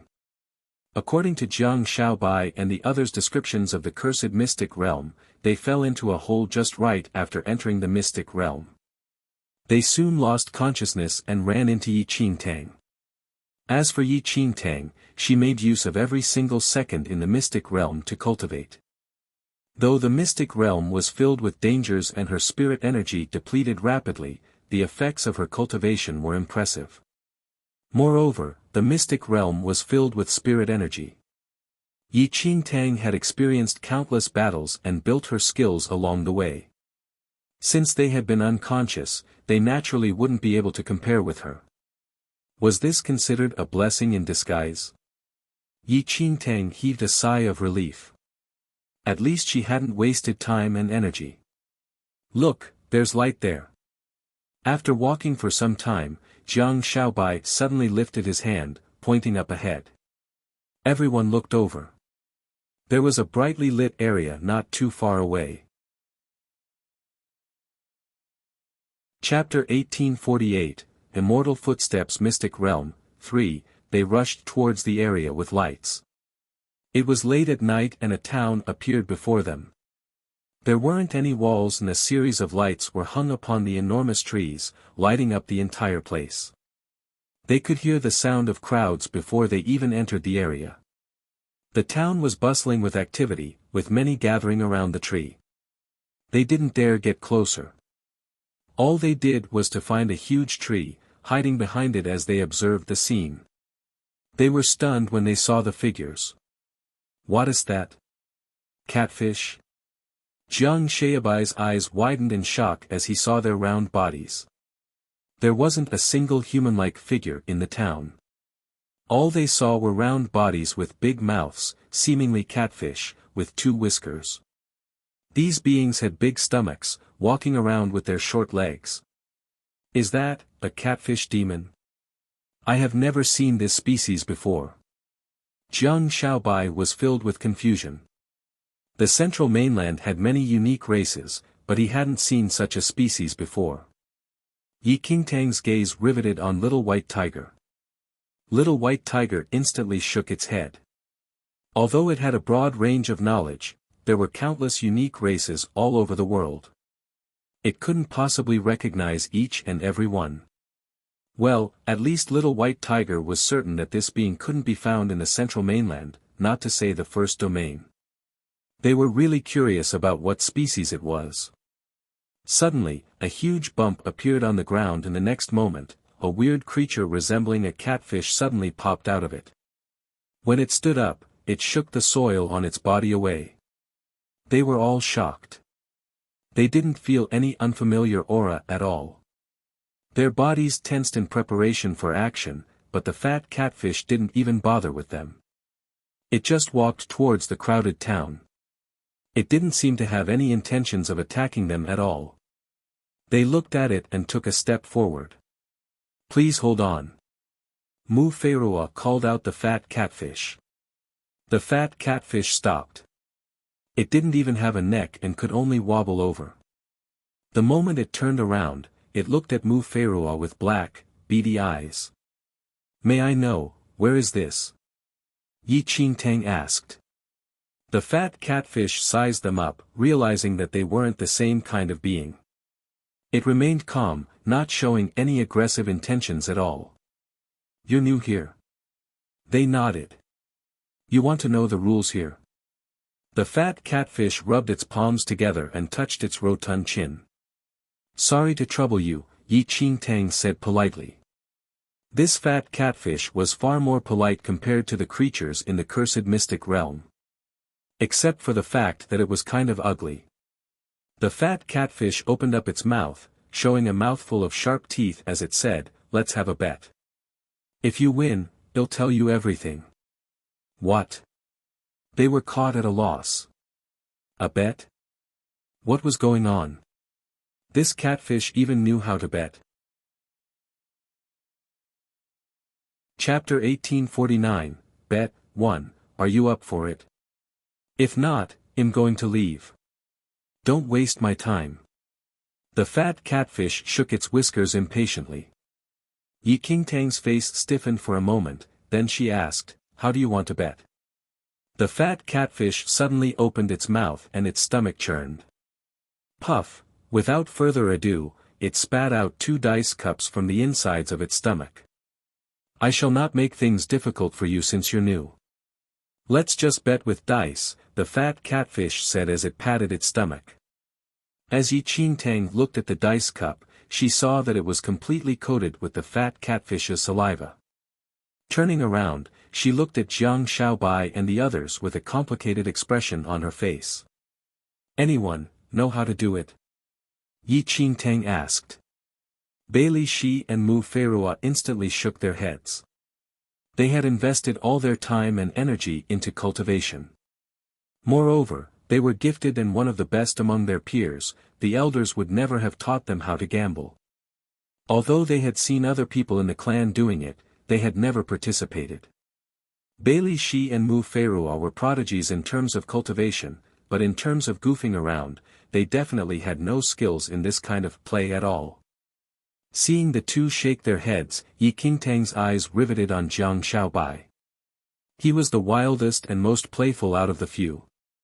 In response, Jiang Xiaobai only blinked innocently at her. Sister. Qing, I'm still young, no matter how playful he was, at his age, he would never have the chance to gamble under the supervision of the Jiang family's elders. Damn it. None of them knew how to gamble. Bunch of useless things. Yi Qingtang sighed, looking at the fat catfish with difficulty written all over her face. Bailey Shi and the others also had complicated expressions. They had never anticipated such a ridiculous demand to appear in this mystic realm. Everyone was now stuck in the mystic realm and was completely clueless about the rules. With their previous experience in the cursed mystic realm, it would be best if they could learn about the rules as soon as possible. Coughs.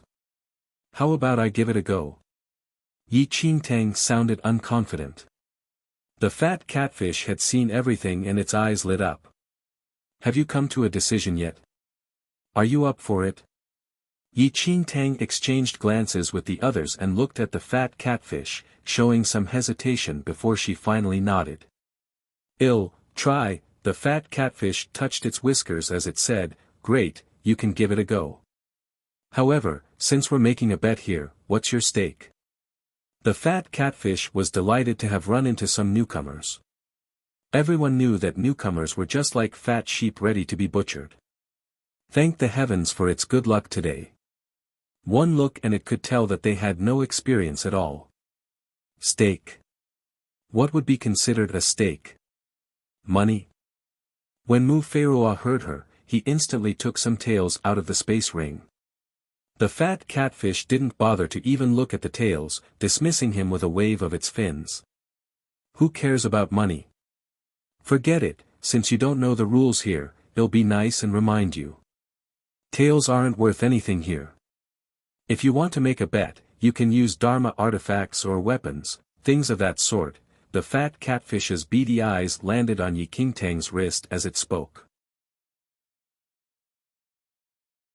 Chapter 1850, Bet 2, "I'll take into account that you're new here and I won't make things difficult for you.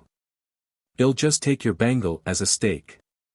Once the fat catfish said that, everyone's gazes riveted on Yi Qingtang's wrist.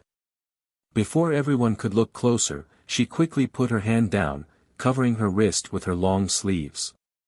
Little White Tiger was also stunned. It lifted its head, looking at Yi Qingtang's hand. From Little White Tiger's angle, Yi Qingtang's wrist was empty. What bangle? That fat catfish had bad eyesight. Hold on. Little White Tiger was suddenly reminded of something.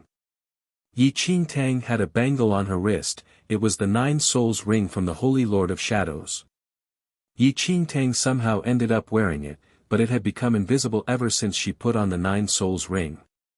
No one could see it. If the fat catfish hadn't mentioned it, Little White Tiger would have completely forgotten about it. So how could this fat catfish see the 9 Souls ring? Little White Tiger was surprised and confused at the same time. Yi Qingtang also felt the same way as Little White Tiger. When the fat catfish mentioned the bangle, she subconsciously hit her wrist. If not, when Bailey Shi and the others saw that there wasn't anything on her wrist, it would only invite trouble for her. However, how could the fat catfish see the 9 Souls ring? She recalled that as the fat catfish spoke, its eyes traveled over her wrist inconspicuously. She hadn't thought about the 9 Souls ring at all, but now that the fat catfish mentioned it, she realized that this fellow must have spotted the 9 Souls ring and came in her direction deliberately. If not, why would he have so much patience to waste time with some newcomers? Bailey Shi and the others hadn't seen the bangle around her wrist. But noticing that she treasured it so much, it must be something important to her. How about I use this as a stake?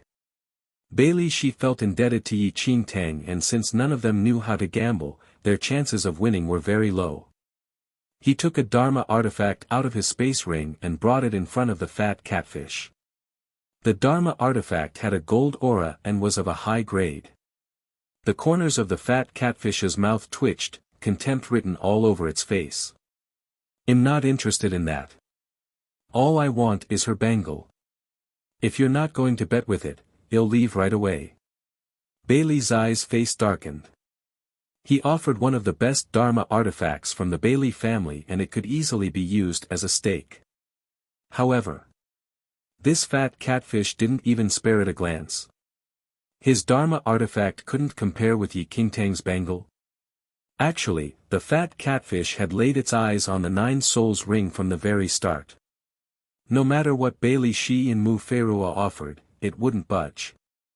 They couldn't help but feel that this fat catfish was making things difficult for them on purpose.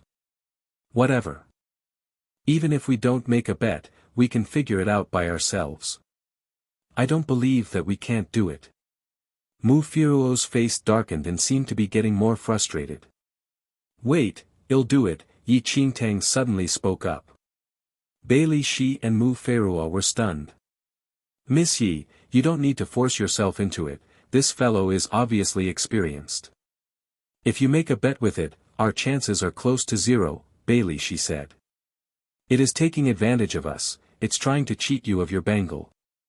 Jiang Xiaobai also spoke up. Who cares for that bangle? I'm only doing this because I think that you're pitiful, the fat catfish said. It's okay, I'll bet with you. If you win, I'll give you the bangle, and if you lose, you have to tell us the rules. It seemed that Yi Qingtang had already made up her mind.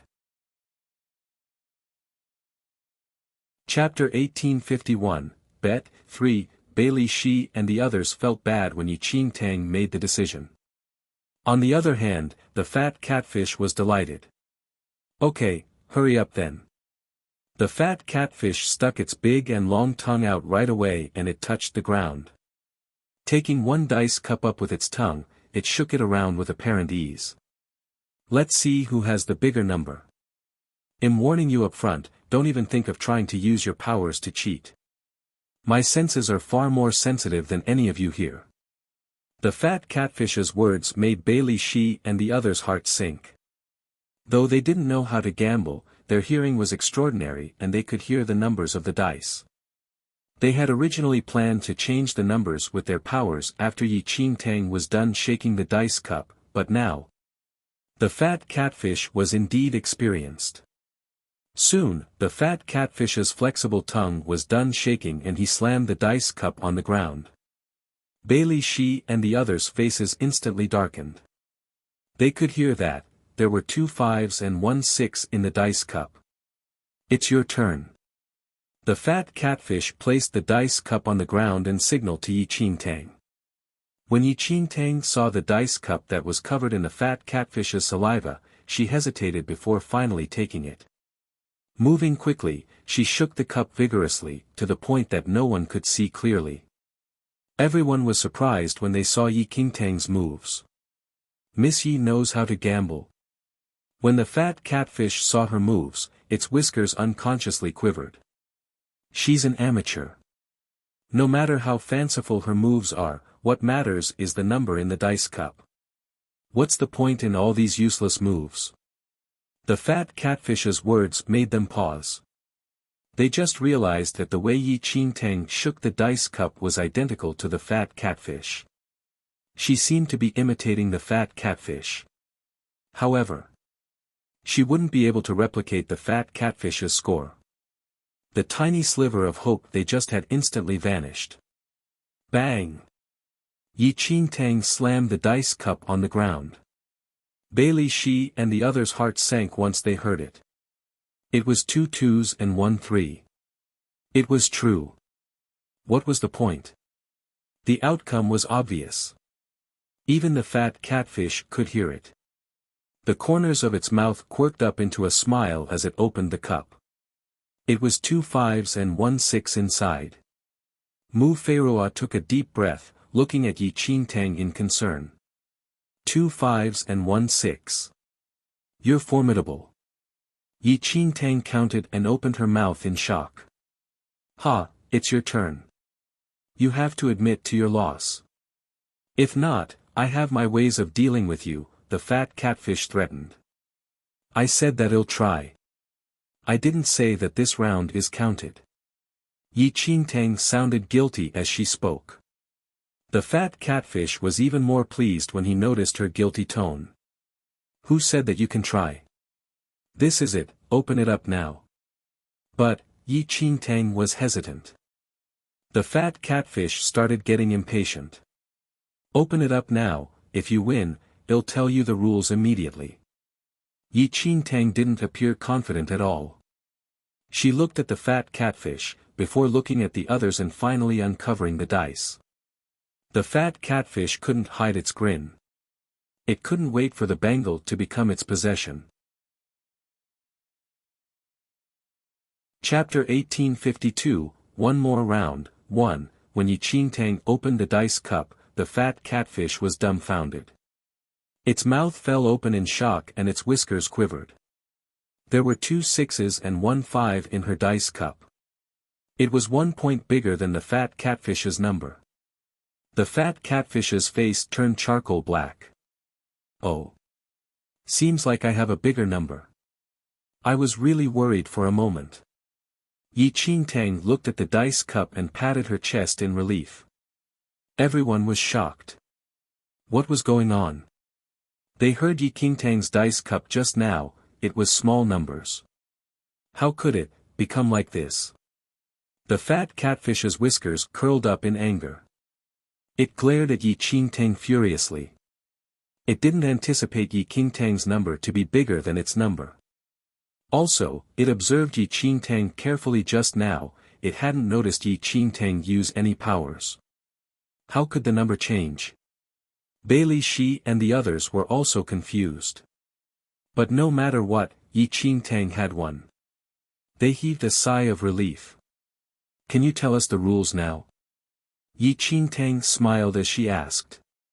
Though the fat catfish was still confused, it kept its promise and told them the rules. This mystic realm is just like a huge casino. The fat catfishes here did not go by clans. They merely live in this mystic realm and gambled all day. In fact, there was nothing gambling couldn't solve in this mystic realm. If there was, then they could always gamble as well. The fat catfishes didn't need to pay for meals and water, they only needed to gamble for it. What do you bet? Mu Feiroa asked out of curiosity. The fat catfish scanned them, spitting out a diamond-shaped gemstone. The gemstone was entirely orange and it glistened as the light hit it, even more eye-catching than any diamond. We use these spirit stones as stakes. Since you're human and don't have spirit stones, you can use your Dharma artifacts instead. The fat catfish was still indignant about losing. The fat catfishes here loved gambling, they had to gamble no matter what, and that was the only thing they did every day. Hence, they were used to admitting their losses. If anyone dared to back out, no one would gamble with them anymore. To the fat catfish, it would die from not being able to gambling. What? The little white tiger's head hurt as it listened. This was its first time meeting such a strange being. Yi Qingtang was observant and found out that the spirit stone that the fat catfish just spat out had strong spirit energy. It felt just like the spirit energy was compressed inside the spirit stone. Could the spirit energy inside the spirit stones be used for their cultivation? They spent some time understanding the rules and prepared to walk towards where the fat catfishes were gathered. From the description of this fat catfish, they already found out that none of them were interested in attacking outsiders. As long as no one provoked the fat catfish, they wouldn't be bothered and are extremely welcoming of outsiders to join them in gambling. When the fat catfish noticed that they wanted to leave, it still felt indignant about losing and said, "Hold on. You want to back out?" Jiang Xiaobai looked at the fat catfish. The fat catfish cleared its throat. "I want to have another round with you." Its words were meant for Yi Qingtang.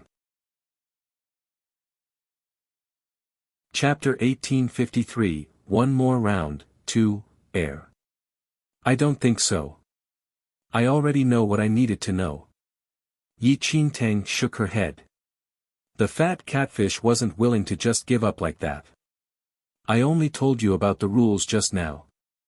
Don't you want to know about the dangers? It was clear that the fat catfish was taking advantage of the fact that they were new and were completely clueless about the place. Damn it, why didn't you say it just now? You hid it from us on purpose. Jiang Xiaobai rolled his sleeves up, preparing to punch the fat catfish. The fat catfish replied, "You only mentioned the rules and I told you all of that. The dangers aren't part of the stakes. If we just have one more round, I'll tell you everything." Yi Qingtang hesitated. "It's fine, well, be extra careful. It was pure luck just now. This bangle is very important to me." Yi Qingtang even pretended to touch her wrist carefully. The fat catfish also knew that Yi Qingtang won because of luck just now. But it was exactly for this reason it felt even more indignant. Moreover, it really wanted Yi Qingtang's bangle. The fat catfish took out the spirit stone it spat out just now. "How about this? Well, have another round. If you win, he'll not only tell you the dangers of this place, he'll also give you this spirit stone. You're new here and definitely haven't seen this. I've met some humans before, this spirit stone will be extremely useful for cultivation.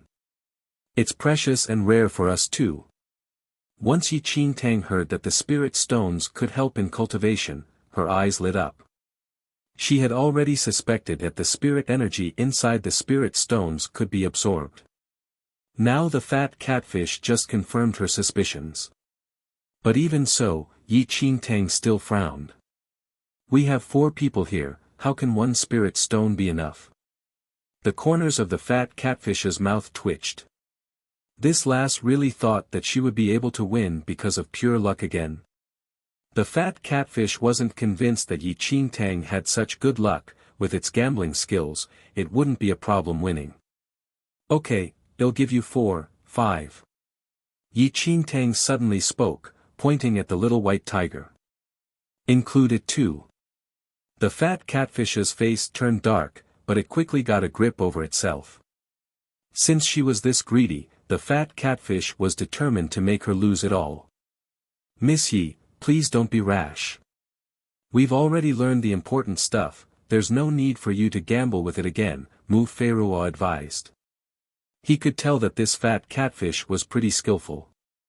Yi Qingtang had won just now, but she wouldn't be that lucky this time. "There's only one chance left.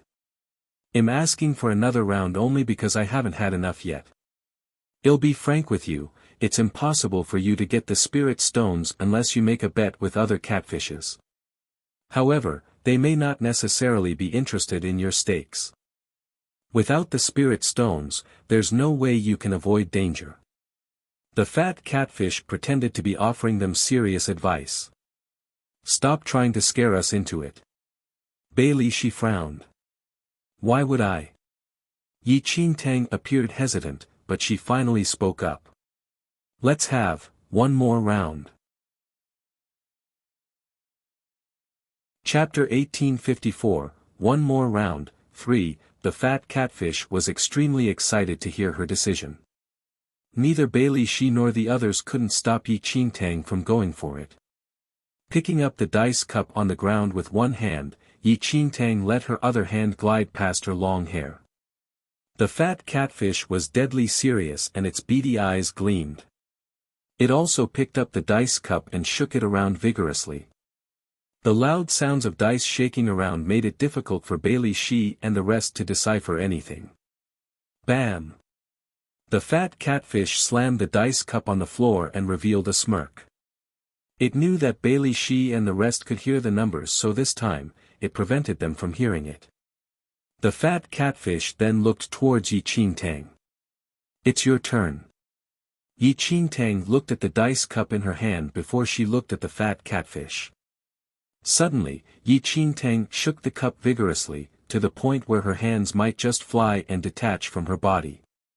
She slammed the dice cup on the ground. It seemed like she was imitating the fat catfish once again. She shook really quickly, even the fat catfish couldn't decipher the numbers. But even if the fat catfish couldn't decipher from hearing it, it didn't have anything to worry about. It was confident about its number this time. It would be nearly impossible for Yi Qingtang to win. "Open it." The fat catfish opened the dice cup. There were 2 6s and 1 5 inside. The fat catfish started laughing. Bailey Shi and the others lost all hope. This was Yi Qingtang's previous score, it was almost a perfect number. Unless Yi Qingtang was able to get 3 6s, she would definitely lose. But 3 6s. Without using their powers, how could these amateurs even achieve that? Yi Qingtang was taken aback once she saw the fat catfish's number. The fat catfish was extremely pleased with itself. It lifted its head arrogantly as it looked at Yi Qingtang. "It's your turn." At that moment, Bailey Shi and the others' gazes also landed on Yi Qingtang. With pursed lips, Yi Qingtang slowly opened the dice cup. When the first dice appeared, Bailey Shi and the others gasped, closing their eyes in despair. It was a 1. "Huh, lass, admit defeat now. Give me your bangle." Once the fat catfish saw the dice with 1 point, it was delighted. Yi Qingtang definitely had no hopes, she had lost. Yi Qingtang's hand froze in midair. Once the fat catfish saw her reaction, it walked over and grabbed Yi Qingtang's hand. "Stop struggling. You only have 1 point now, you've lost for sure. Hand me the bangle now, I've still got to." The fat catfish pulled Yi Qingtang's hand and the remaining dice appeared.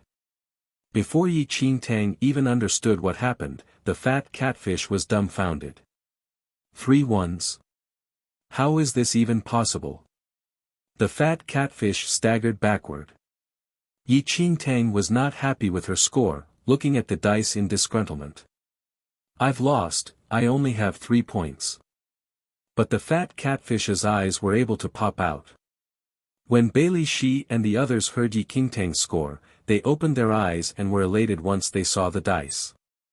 "Miss Yi, you didn't lose. You won. This is 3 leopards." Mu Feirua exclaimed. Although he didn't know how to gamble, had witnessed others in the act before. He knew that with 3 exact dice scores, it was considered the biggest number possible. Chapter 1855, Trap, 1, Really? I won. Yi Qingtang acted surprised, as if she didn't know the rules at all. The fat catfish's face turned a pitch black, like the underside of a burnt pot. How could this be? Originally the fat catfish thought that it had run into a bunch of vulnerable fat sheep, yet he hadn't anticipated them to have such good luck. The fat catfish felt really shitty inside. In contrast, Bailey Shi and the others were elated. They hadn't expected Yi Qingtang to have such good luck. She even managed to strike it big. Yi Qingtang felt somewhat bad as she said, "I'm sorry, I'm unfamiliar with this. It's my first time playing. Does that mean I've won?" Once Yi Qingtang said that, the fat catfish almost spat out blood. It was her first time.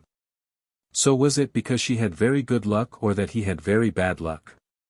The fat catfish felt like dying, but it could only hold in its emotions and nod. "Yes, you've won." Yi Qingtang smiled at him.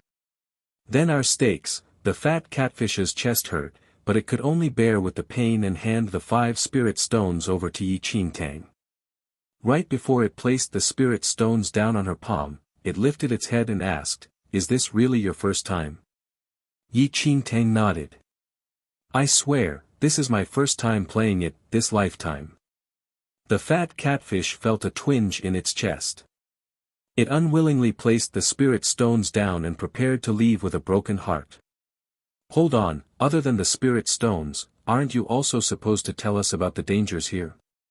Yi Qingtang hadn't forgotten about the other conditions of the bet.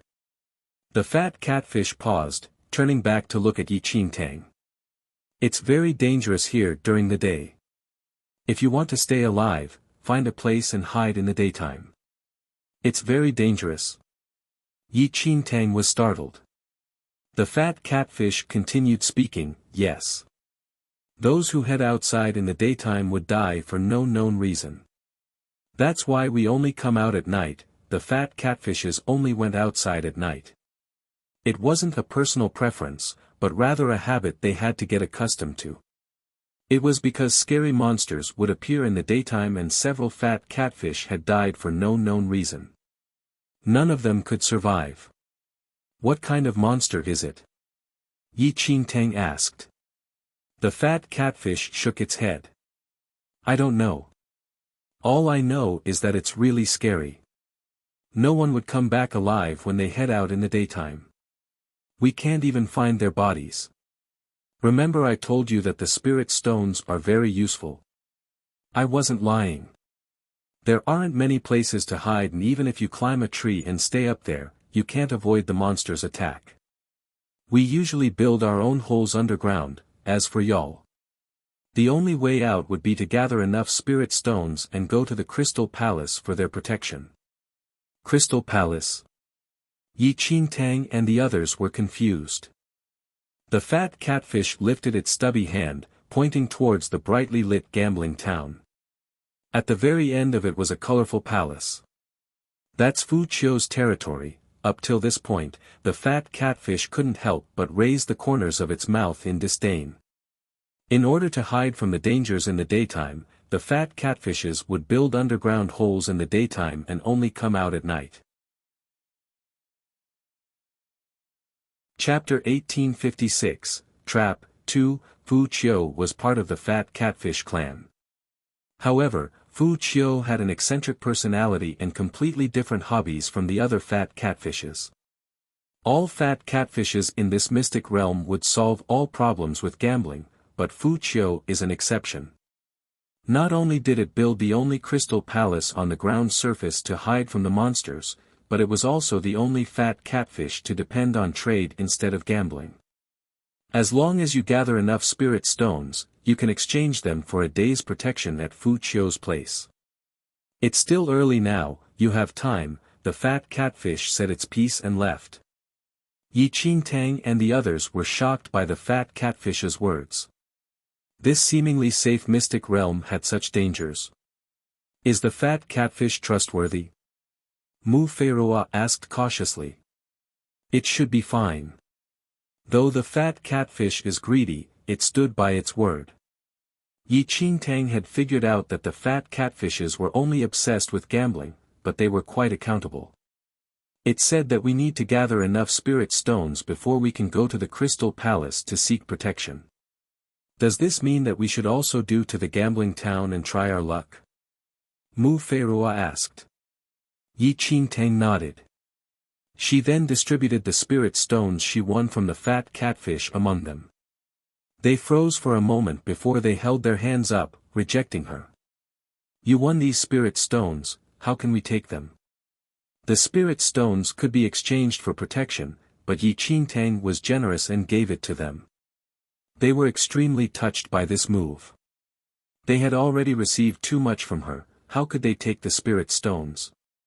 The fat catfishes here seem to be interested in these spirit stones. Since we're going to be spending some time here, you will need it to win more spirit stones. Just take it. At most, you can return it to me when you win more spirit stones in the future, Yi Qingtang smiled as she said. Bailey Shi and Mu Feiruo didn't seem like bad people. Since they had all come into an unfamiliar environment, they should help each other out. It definitely beat having to fight battles. Despite her words, Bailey Shi and Mu Feiruo were still hesitant. They exchanged glances before they finally spoke. Miss Yi, thank you for your kind intentions. However, we're not familiar with gambling and we're afraid that we will lose these spirit stones if we're not careful enough.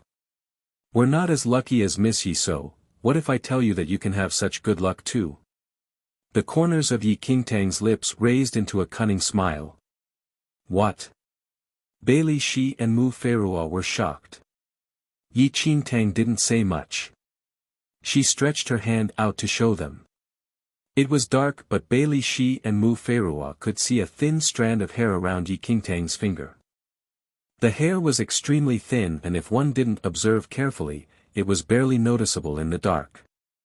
Miss Yi, you, Bailey Shi and Mu Feiruo were perplexed. Yi Qingtang let out a sigh. These two were too honest. They probably focused all their attention on cultivation and didn't think of anything else other than it, let alone scheming tactics of gambling. Right at that moment, Yi Qingtang picked up a piece of stone that was about the size of a dice and wrapped the strand of hair around it. Chapter 1857, Trap 3. When Yi Qingtang pulled the strand of hair, the dices started moving too. At that moment, they finally figured everything out. You used a strand of hair to change the score. Bailey's eyes widened in shock. Yi Qingtang nodded. Yes, so, you can go ahead and just try it out with these spirit stones. Their expressions turned complicated. When did Yi Qingtang come up with this idea? How could they not have realized anything? At that moment, they finally realized that the fat catfish suffered a miserable loss and it didn't even know it had been duped. Yi Qingtang had clearly been playing dumb. The fat catfish had fixated its attention on whether they used spirit energy. No one knew that Yi Qingtang turned the tide using a strand of hair. No wonder she agreed to the bet with the fat catfish. She was already prepared. Miss Yi is indeed intelligent. Bailey Shi and Mu Feiruo were genuinely impressed with Yi Qingtang for coming up with such an ingenious idea in such a short period of time. She certainly wasn't the newcomer she appeared to be. She was very experienced. Yi Qingtang smiled without saying anything. Technically, she hadn't lied to the fat catfish earlier on. It was true that she hadn't gambled before this lifetime. But that didn't mean that she hadn't done it in her previous lifetime. She had lived 300 years in her previous life and was constantly forced to flee for her life, hiding in different places throughout the years. She had witnessed much more than young masters like Mu Feiruo, who only focused on cultivation. With Yi Qingtang's trick, Bailey Shi and Mu Feirua finally took the spirit stones from Yi Qingtang. They thought to themselves that they would return the winnings to Yi Qingtang later. As for Jiang Xiaobai, he looked at Yi Qingtang with a wide smile on his face. He was the only one who wasn't worried about her at all. Sister Qing is indeed formidable. Yi Qingtang raised her brows as she looked at Jiang Xiaobai's hand that was about to approach her. She instantly hid it away. With Yi Qingtang's pointers, Bailey Shi and the rest finally had some confidence and they walked towards the gambling town together. Groups of fat catfishes gathered in the gambling town. They all had similar appearances, the only difference was in the color and print of their bodies. Some of the fat catfishes had larger physiques, with big and round stomachs, but others were of a smaller physique. Yi Qingtang had previously noticed that the fat catfish they encountered took everything out from its stomach, so they must have an enormous storage space in their stomachs. They acted separately, wanting to win big. Only Little White Tiger followed Yi Qingtang. It was odd how the fat catfishes weren't particularly interested in their arrival, only throwing over a couple of glances before they focused on the bets again. Recalling the previous fat catfish's words, there seemed to be quite a number of humans visiting this mystic realm, so they probably weren't surprised by the arrival of humans at all. Yi Qingtang looked around the various groups of fat catfishes before she finally spotted the fattest fat catfish in the room. The fat catfish stood beside a huge tree, with other fat catfishes surrounding it. They were all intensely invested in some strange bets. Chapter 1858, Hoodwinked. 1. The fat catfish's physiques were dependent on the amount of things they kept in their stomach. This naturally led to Yi Qingtang picking the fattest catfish since she was determined to gather enough spirit stones to seek protection at the Crystal Palace. Yi Qingtang instantly took Little White Tiger and the 2 spirit stones with her, squeezing through the crowd of rotund bodies to reach the fattest catfish. The group of fat catfishes wasn't bothered by them, they were too absorbed in the bet. The fattest catfish seemed to have won this round.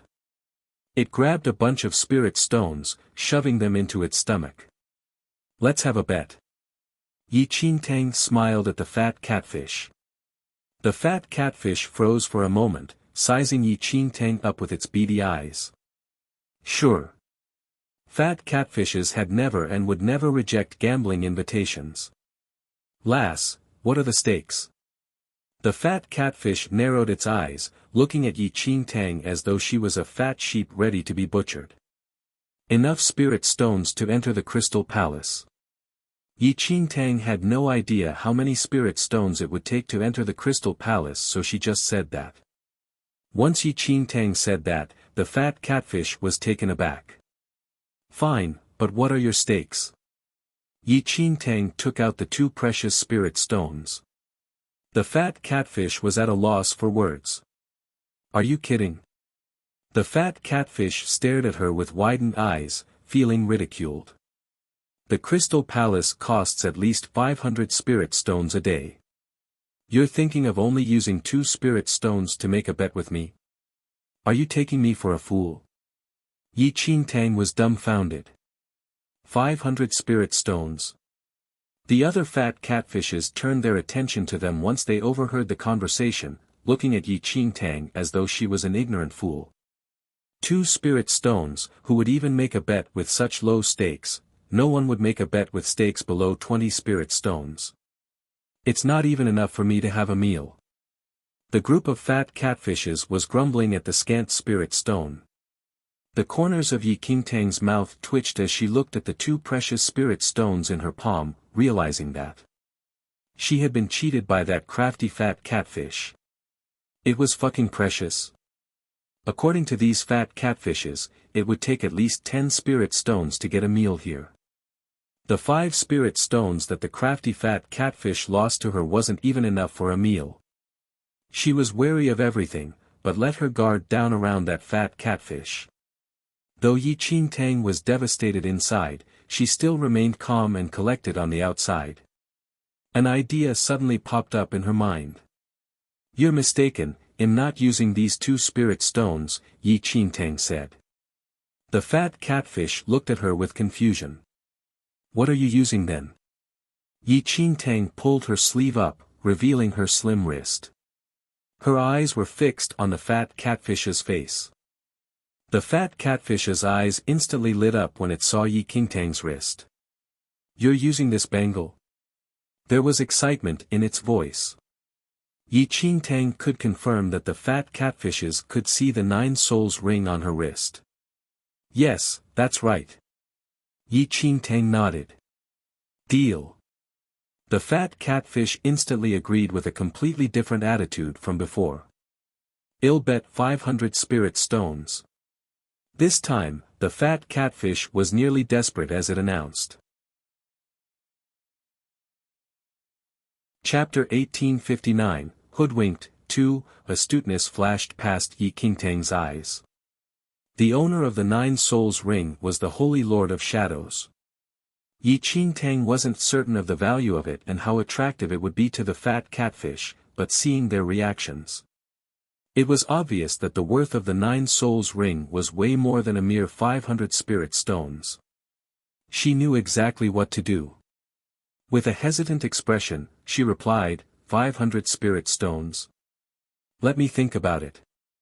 Once the fat catfish noticed Yi Qingtang's hesitation, it panicked. If that's too little, I'll add 100 more spirit stones. 100. Yi Qingtang's attitude was ambiguous.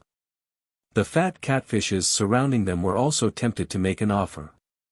Nothing was set in stone yet, they could still intercept. Lass, I'll offer 700 spirit stones. A fat catfish wasn't shy to make an intercepting offer. 700. I'll do 800. Once a fat catfish made the first move, the other started making offers and in no time, the bet went up to 1,200 spirit stones. The rapid increase in stakes was a pleasant surprise for Yi Qingtang. To think that the bangle of the Holy Lord of Shadows was this attractive to the fat catfishes? Why? When the first fat catfish that Yi Qingtang had originally approached saw the other fat catfishes vying for the bet, its face darkened to a charcoal black. 2,000. I'll bet with you, it shouted. The other fat catfishes were slightly hesitant hearing the number of spirit stones. Not because they felt the bangle wasn't worth it, but because they didn't have that many spirit stones with them. Disappointment was written all over their faces. Alright, how do we go about it? Yi Qingtang was pretty satisfied with the offer. With inconspicuous movements, she was ready to get a strand of hair on standby. But who knew? Let's bet on whether the number of petals of the first flower that falls from the tree is an odd or even number, the fat catfish said as it patted the tree behind it. The tree was enormous and seemed to reach the skies. Pink flowers grew beautifully on the tree, with heavy layers of petals. Yi Qingtang, they could do it this way too. Yi Qingtang surveyed their surroundings, noticing that other than dice, there were many strange items placed on the tables around. Yi Qingtang hadn't noticed the purpose of those items, but now she did. These items were all for the fat catfishes to make their bets. They could bet on literally anything and everything. At that moment, Yi Qingtang wasn't flustered at all. With her rich experiences in her previous lifetime, she was confident in dealing with such a scenario. However, I have a feeling, Yi Qingtang suddenly spoke with a low volume. Little White Tiger lifted its head, feeling confused. Bailey Shi and Mu Feirua might come back crying. The fat catfish was impatient, rushing Yi Qingtang into making a decision. Thinking about the situation she would have to face later, she wasted no time and pushed on decisively. Chapter 1860, Hoodwinked, 3, in the Gambling Town. Bailey Shi and Mu Feirua circled around for quite some time, but soon enough, they were both filled with despair and ran into each other. Originally, the pair were considerably well-dressed, wearing some exquisite accessories, but now, their outfit was completely plain. They had lost almost everything. Their eyes met and they both revealed an awkward smile. They quickly spotted Yi Qingtang. Yi Qingtang was sitting on a stump, caressing little white tiger's fur. The moment they saw Yi Qingtang, a cloud passed over their faces. Miss Yi. Mu Firuo's face was red as he looked at Yi Qingtang with embarrassment, feeling dejected. Bai Li Shi also did the same. You lost everything. Yi Qingtang sized them up. Just a glance and she could tell what had happened. Things were awkward for Mu Feirua and Bai Li Shi as they stood there with lowered heads, without their usual confidence. They had won tens of spirit stones using Yi Qingtang's method at the start. But they were completely clueless about the fat catfish's multitude of ways to gamble. They had only learned from Yi Qingtang how to control the dice, but when faced with other situations, they had no idea what to do at all and naturally lost everything. Having lost all their spirit stones, how could they not feel embarrassed? They didn't want to ask Yi Qingtang for more, hence they started betting with the Dharma treasures in their space ring. But who knew that they would lose almost everything? They didn't even win once out of the many bets. If this went on, it wouldn't take too long before they lose everything they owned, with not even a piece of clothing left for themselves. They were both prodigies with superior martial talents, but for anything other than that. Yi Qingtang seemed to already have predicted this outcome. She shook her head as she looked at them both, saying, "Shall I lend you more?"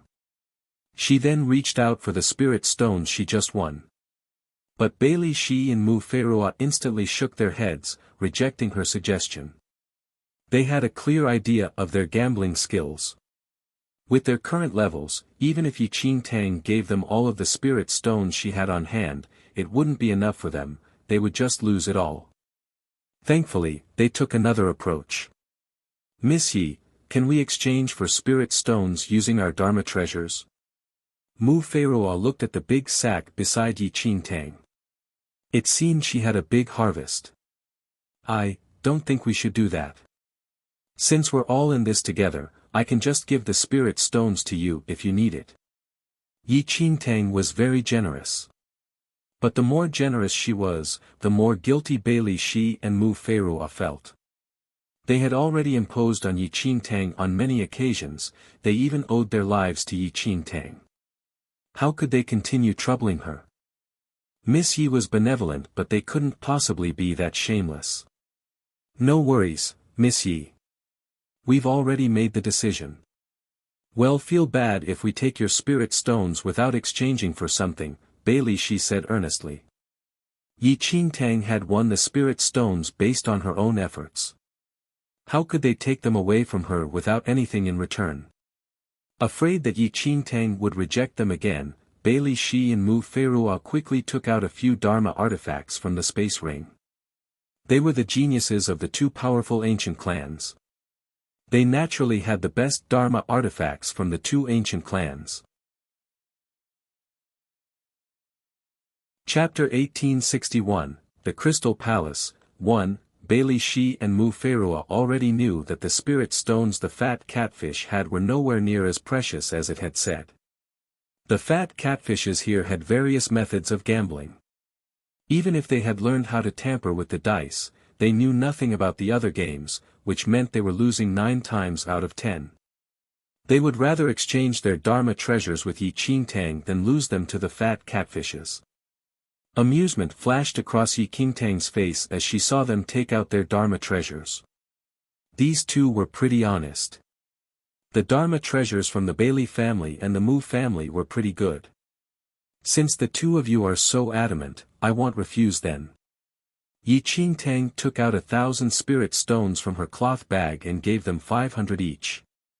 To the two who had lost almost everything by then, this amount of spirit stones was more than they had ever seen.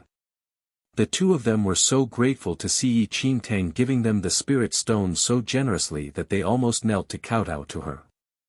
Seeing Yi Qingtang play the two honest people, the little white tiger shook its head silently. Having seen how much Yi Qingtang had won from the fat catfish, the little white tiger knew that 1,000 spirit stones were nothing to her. The little white tiger had not seen the fat catfish win even a single time against Yi Qingtang. Yi Qingtang had used her 9 souls ring as a wager every single time and had won every time. And these two also thought that they had met a living Buddha. They had handed over their family's treasures so willingly and even thanked her. You've all won enough. At this moment, Jiang Xiaobai, who had not shown his face all this time, came over. His eye swept over the spirit stones in Bailey Shi and Mu Feirua hands and then landed on Yi Qingtang's bulging pockets. Elder Sister Qing is amazing. You won so much, Jiang Xiaobai said as he smiled. He threw a cloth bag down and sat down beside her. Elder Sister Qing, I didn't win much, just 800 stones. I'll keep 600 and give 200 to you as payment. After all, I wouldn't have won this much if not for your spirit stones. With that, Jiang Xiaobai stuffed part of his winnings into Yi Qingtang's hands. Bailey Shi and Mu Feirua had thought that Jiang Xiaobai would be empty-handed like them but looked embarrassed when they saw his winnings. They couldn't even compare to this small kid. They felt even worse when they saw how much Jiang Xiaobai was giving Yi Qingtang. They had all forgotten that Yi Qingtang had given them the spirit stone they had used to start betting. Feeling like they owed Yi Qingtang, they stuffed 2 more Dharma treasures into her hands before she could say anything. They weren't idiots. The payment wasn't just to thank her. Given their horrible gambling skills, they would likely need her help again in the future. The 500 spirit stones were only enough for 1 day here. And who knew how long they would need to stay? They naturally had to cling to Yi Qingtang. Yi Qingtang praised Jiang Xiaobai silently as she received more Dharma treasures without doing anything. This little rascal was going to have a bright future. Chapter 1862, The Crystal Palace. 2. Most of them had already earned enough spirit stones to last them through a day, and Yi Qingtang had already figured out how to win. But looking at how Bailey Shi and Mu Feirua were doing, she felt she had to bring them to the Crystal Palace to collect themselves first. Furthermore, they had just escaped from the cursed mystic realm and hadn't had much time to rest yet. It was better to reconvene for now. With that, Yi Qingtang led them all towards the Crystal Palace. Bailey Shi and the others willingly allowed themselves to be led by Yi Qingtang. The Crystal Palace was beautiful. Under the light, it sparkled and shimmered, reflecting the light that hit it. But on closer inspection, even though the palace was made from something similar to crystal, they couldn't see into the palace at all. The palace was hemispherical like a huge pot lid stuck on the ground. And while it was called a palace, it looked too rough and crude to be one. But it was already heaven compared to the stumps all around them. Walking over to the entrance of the Crystal Palace, Yi Qingtang raised her hand and knocked. Silence. The Crystal Palace was quiet, but Yi Qingtang waited patiently outside. After a long while, the doors slowly opened. As the door opened, a round stomach poked out from the inside. What a huge belly! Jiang Xiaobai blinked and looked at the huge, rounded belly in front of him. The Crystal Palace was at least 2 meters high, but all they could see was a huge belly. They couldn't even see a head. Who goes there? A low voice rumbled from within the Crystal Palace as plumes of smoke floated out from the palace. It smelled extremely potent, and with its sensitive sense of smell, Little White Tiger immediately started coughing. Are you Fu Qiu? Yi Qingtang asked calmly. Would it be alright if we stayed a night in your Crystal Palace? You want to stay here? Fu Qiu's voice was impatient. How many of you are there?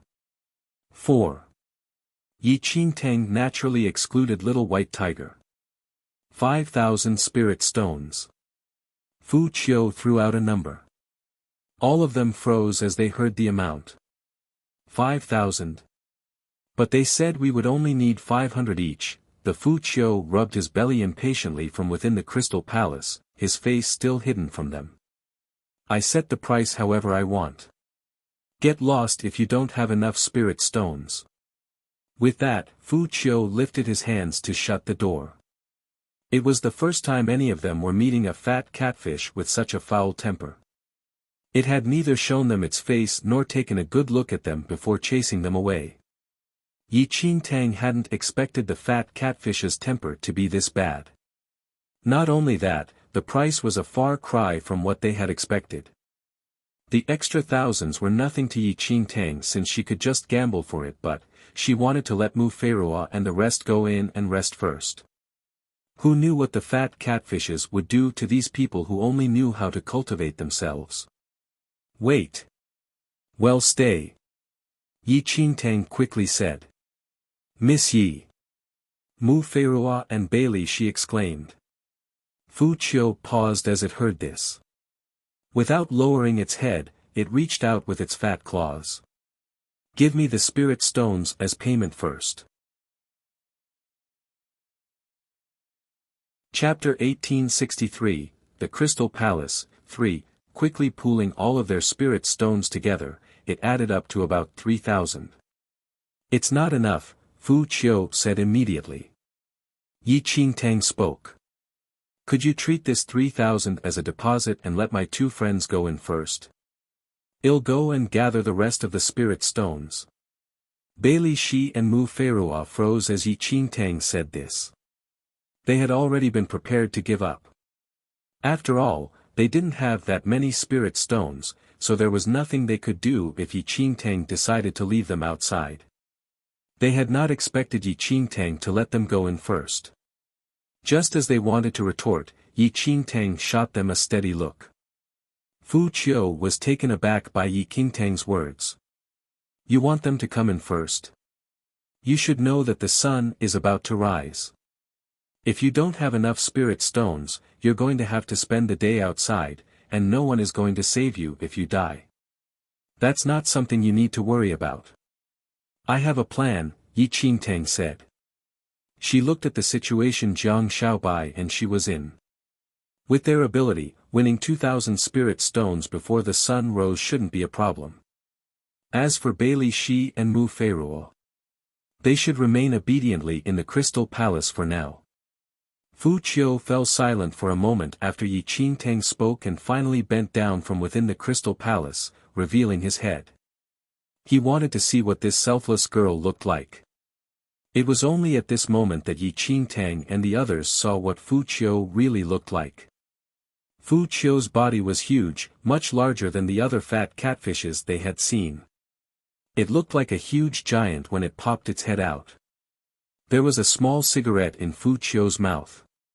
It was approximately the size of a human but looked extremely tiny in its eyes. Surprise flashed through its black beady eyes as it looked at Yi Qingtang. Jior. Fu Qiu suddenly murmured. Everyone else looked surprised as well. But he quickly recovered and his gaze swept over Yi Qingtang's body. It still looked a little confused, but the confusion vanished quickly from his eyes. It looked at the people beside Yi Qingtang and said, "I'll let 2 people enter for 3,000. Yi Qingtang was thinking the same thing and pointed at Bailey Shi and Mu Feirua. The two were unwilling at first, but Yi Qingtang told them straight up that they didn't have enough spirit stones. As such, it would be better for them to remain there for now so as not to be a burden to her and Jiang Xiaobai.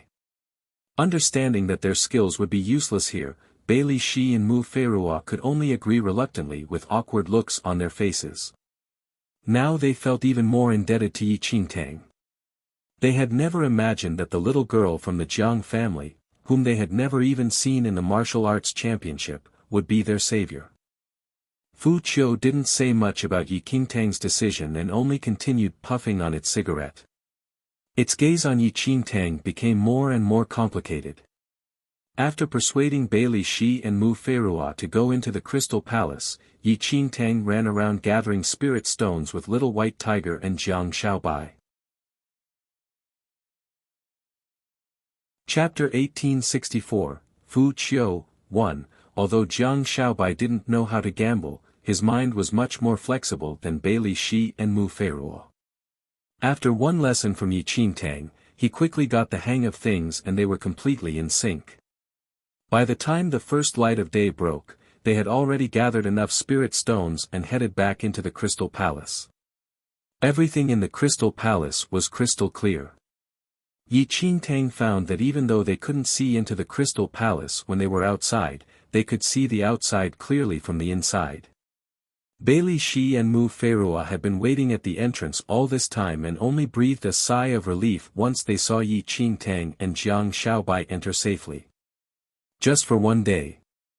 If you don't have enough stones tomorrow, you'll all have to get lost, Fu Qiu said in a greedy voice as he puffed on his cigarette. His gaze kept deviating unconsciously to Yi Qingtang, his thoughts mysterious. Fu Qiu kept its word after receiving the spirit stones. It brought them underground of the crystal palace where there were many small rooms which looked like caves. They each had their own room. Jiang Shaobai took this opportunity to slip into Yi Qingtang's room, where he ignored Yi Qingtang rolling her eyes at him and refused to leave. Elder Sister Qing, please don't be mad. I know my mistake now. Aren't I here now to share the information I've gathered? Jiang Shaobai said with a smile. What information? Yi Qingtang asked Jiang Shaobai with her arms crossed. I managed to gather some information on Fu Qiu when I was gambling with the fat catfishes just now, Jiang Shaobai said. Yi Qingtang lifted her eyebrows slightly. She was relieved that he was smart enough not to trust the words of the first catfish she met. I heard that they were originally nameless and lived underground. Fu Qiu is the only one in their clan with a name, and I even heard that it was given to it by a human. Jiang Shaobai told her all the information he had gathered. In the beginning, Fu Qiu had been like the other fat catfishes, nameless and living underground. But over 10 years ago, a group of humans had entered this mystic realm by chance. At that time, there were no places to offer them sanctuary. It was rumored that while 10 people entered, there were only 2 to 3 left in the end. But there was a wise person among those who had survived. That person found Fu Qiu and somehow, they became closer. Not only did the person give it its name, but they also pushed Fu Qiu to build the Crystal Palace. It was from then on that Fu Qiu's Crystal Palace became the only place that humans could seek shelter in this mystic realm. In exchange for reparation, Fu Qiu would allow them to stay. Fu Qiu had become the odd one out the moment it had gotten its name and the other fat catfishes wanted nothing to do with it.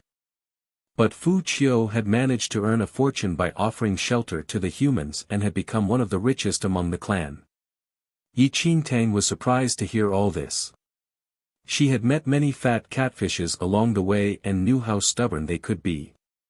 Fu Qiu was the worst out of all of them, and she couldn't imagine it being set straight by any human. Chapter 1865, Fu Qiu, 2, So it was thanks to that person's intelligence that the Crystal Palace was built and existed until now. Luckily, Yi Qingtang and the others weren't forced to experience danger from the very first day they arrived in this mystic realm.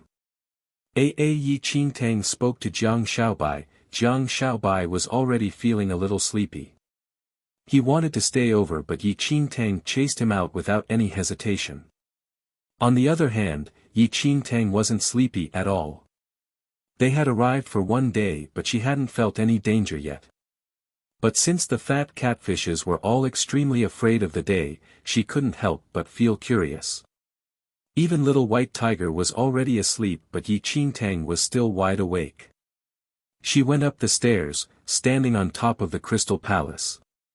From her vantage point, she could see the gradually rising sun. The fat catfishes quickly gathered and went underground after having a whole night's worth of fun. No one stayed behind, the bustling activity from last night burst like a bubble. What are you doing? A deep voice came from behind Yi Qingtang. Yi Qingtang turned around, seeing Fu Qiu right behind her. You're not to come up during the day, stay underground if you don't want to invite trouble for yourself. Fu Qiu sounded displeased. What kind of scary monster appears in the day? Yi Qingtang asked.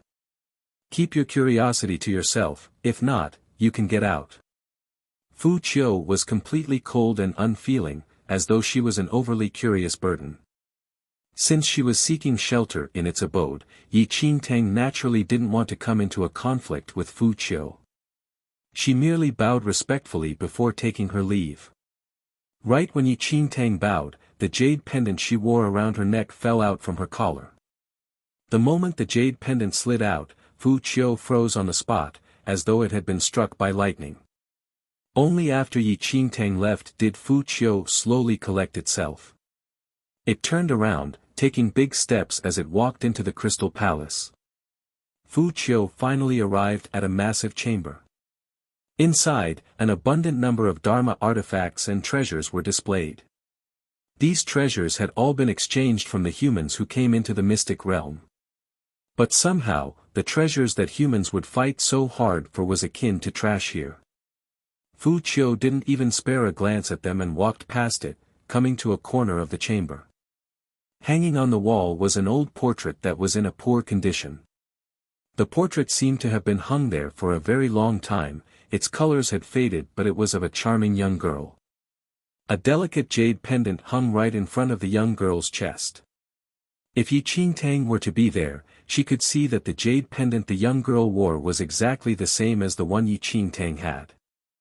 Fu Qiu looked at the young girl in the portrait, all the astuteness and greed in his eyes dissipated and his eyes were filled with reminiscence. Jiu'er, Fu Qiu's voice was miserable. It knew that Jiu'er would never be able to come back here. But now it had actually met a young girl that resembled Jiu'er. The girl even wore the same jade pendant that Jiu'er used to wear. Who is she? Jiu'er, did you send her here to look for me? Chapter 1866, Fu Qiu, Free. Fu Qiu was still pondering over it when it suddenly felt some violent shaking from the ground. It turned around, walking towards the front. Through the walls of the Crystal Palace, it could witness everything that was happening outside clearly. A black figure with a dominating presence was outside and there were endless groaning sounds. Fu Qiu just bit on its opium pipe and watched quietly, just like it did countless times in the past.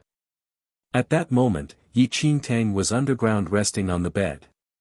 She was still pondering over everything that had happened in the mystic realm when suddenly, the violent shaking was felt even underground, almost throwing her off the bed.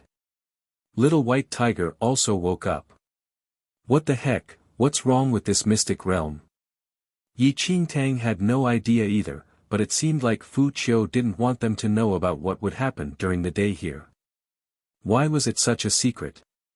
With the violent shaking, Yi Qingtang couldn't fall asleep at all. She sat up, taking out the remaining spirit stones she had. She heard from the fat catfishes that these spirit stones could be used for cultivation and so she couldn't help but want to try it out. So she sat cross-legged, placing the spirit stone in her palm and started cultivating. Soon, she realized that during her cultivation, the spirit energy in the spirit stones was slowly absorbed into her body. What was even more fascinating was the energy in the spirit stones was very pure. It only took a while before Yi Qingtang felt a significant increase in the power within her body. She instantly felt energized. Initially, she had thought that it was a wasted trip to this mystic realm, but she hadn't expected to have discovered that the spirit stones could be used in cultivation.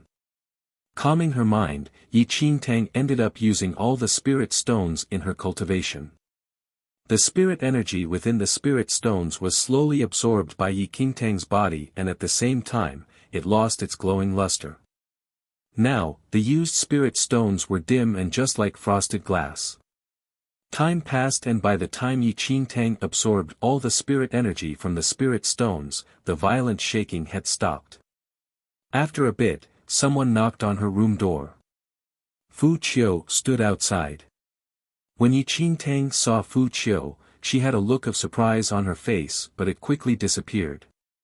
"It's dark now," Fu Qiu said with a cold expression on its face. "You'll only need to pay 2,000 spirit stones tonight. If you can't pay, get out now." Just as it said this, Bailey Shi and Mu Feirua walked out of their rooms and overheard Fu Qiu's words. They were shocked. They knew for a fact that they had to pay enough spirit stones in exchange for their stay at the Crystal Palace. But when did this fat catfish become this understanding? Just yesterday, it had demanded 5,000 spirit stones, but now it was only 2,000 spirit stones. Did it suddenly become benevolent? Impossible. Everyone was confused by its act. Nevertheless, anyone who doesn't take advantage of these terms would definitely be a fool. Yi Qingtang's demand for spirit stones had naturally increased after learning that the spirit stones could be used in cultivation. Okay. Yi Qingtang replied with a polite smile and gathered everyone to head to the gambling town for more spirit stones. It was pitch dark outside the Crystal Palace. Now that the sun had set, the fat catfishes all came out of the underground holes, gathering around the stump with their large stomachs. Where do you think these fat catfishes get their spirit stones from? Do you think they dig underground for the spirit stones? I noticed that they don't seem to lack spirit stones even after using so many every day. Jiang Xiaobai scanned around, noticing that the fat catfishes seemed to be bigger today compared to yesterday. Chapter 1867, Guest from the Second Domain, 1. It's quite possible that they dug the spirit stones from underground. Yi Qingtang looked around their surroundings, quickly deciding on a few fat catfishes with larger builds. She gave Jiang Xiaobai some instructions and the two immediately started making their moves. Jiang Xiaobai was sharp-witted and could quickly pick it up with ease. With Yi Qingtang's guidance, they didn't have to spend much time and effort to win big at the gambling town. Yi Qingtang even took Jiang Xiaobai with her and they disguised themselves in order to not be recognized by the fat catfishes. But soon, Yi Qingtang realized that there wasn't even a need for her to do so. These fat catfishes had odd personalities. It seemed that they really had no other hobbies other than gambling. Even if they lost in a bet, they wouldn't be that affected and would be energetic again in just a matter of time. She had witnessed a few fat catfishes having extremely bad luck, losing almost every bet, but they could still continue betting without feeling dejected at all. As for Yi Qingtang and Jiang Xiaobai, they weren't that obsessive over betting. Fu Qiu hadn't demanded as many spirit stones this time, but after experiencing the benefit of using spirit stones in cultivation, Yi Qingtang wouldn't stop at just winning enough spirit stones for their stay at the Crystal Palace. She took Jiang Xiaobai with her, going around to win more than 6,000 spirit stones before she finally stopped. With their disguised appearances, they prepared to head back to the Crystal Palace when they spotted two figures right outside the Crystal Palace. It was a young girl with an exquisite appearance standing in front of a tall, middle-aged man. They were debating over something with Fu Qiu. When Yi Qingtang walked over, she saw the young girl's face flushing red from her anger. Isn't it 500 spirit stones a day? Why did you suddenly raise the price? The young girl's cheeks puffed up. 1,000 a day, if you can't pay, you can leave, Fu Qiu said irritably. Yi Qingtang hadn't expected to meet another human here, but she wasn't interested in staying curious. She walked into the Crystal Palace with Jiang Xiaobai, taking out a few bunches of spirit stones and handing them to Fu Qiu. Fu Qiu counted the spirit stones, making sure it was enough before it let the two people in. However, when it saw Yi Qingtang's beautiful face become an extremely ugly one, it was stunned. What happened? It only took one night and this last became so ugly. Fu Qiu was still shocked and the girl noticed that Yi Qingtang had a pocket full of spirit stones. Her eyes instantly lit up. Hold on. The girl called out. Yes. Is there anything I can help you with? Now that Yi Qingtang looked at the girl nearby, she noticed that the girl's facial features were incredibly good-looking and exuded a noble aura. However, she could sense that the girl was demanding and wasn't a fan of such people. You have many spirit stones. The girl's eyes landed on Yi Qingtang's pocket. Yi Qingtang raised her brows slightly. I'll exchange with you. Before Yi Qingtang could even answer, the girl signaled at the tall man beside her. The man stepped forward, taking out a huge amount of taels from the space ring. When she saw the taels, Yi Qingtang almost laughed out loud. Using taels in a mystic realm? Was she even normal? Chapter 1868, Guest from the Second Domain, 2, Apologies, I'm not interested. Yi Qingtang shook her head as she declined politely. The girl hadn't expected Yi Qingtang to reject her so quickly. Seeing that the sky was slowly turning brighter, she couldn't help but feel worried. Hold on, it's fine if you don't want to take the money. What about Dharma artifacts or elixirs? I'll give you anything you want in exchange for the spirit stones. Just name it. The girl was talking big. Yi Qingtang was amused by the girl's crude ways. If they weren't in the mystic realm, Yi Qingtang would definitely agree to exchange the spirit stones for the Dharma artifacts and elixirs. However, after learning that the spirit stones could be used in cultivation, such material possession no longer interested her anymore. Nothing mattered more than making herself more powerful. I'm sorry, I'm not interested in the things you're offering. You. The girl's face stiffened, stomping her feet angrily as she shouted, I don't care, you must exchange them with me. Yi Qingtang shook her head as she watched the girl throw a tantrum. Not wanting to bother with the girl any longer, she took Jiang Xiaobai and Little White Tiger with her into the Crystal Palace. The tall man frowned as he looked at the skies. He stepped forward, putting away the money and taking out 2 bottles of elixirs from the space ring. Young Miss is young and insensible. Everything happens suddenly and we don't have enough time to prepare the spirit stones needed. We know that it's very dangerous here in the day and I was wondering if you could show mercy and exchange some spirit stones with us. These 2 bottles of miracle pills are a token of appreciation for you. I will make sure to return the entire sum of spirit stones after tonight.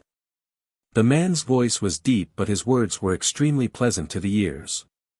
Yi Qingtang wasn't intending to be nosy but when she heard the words miracle pills, she froze.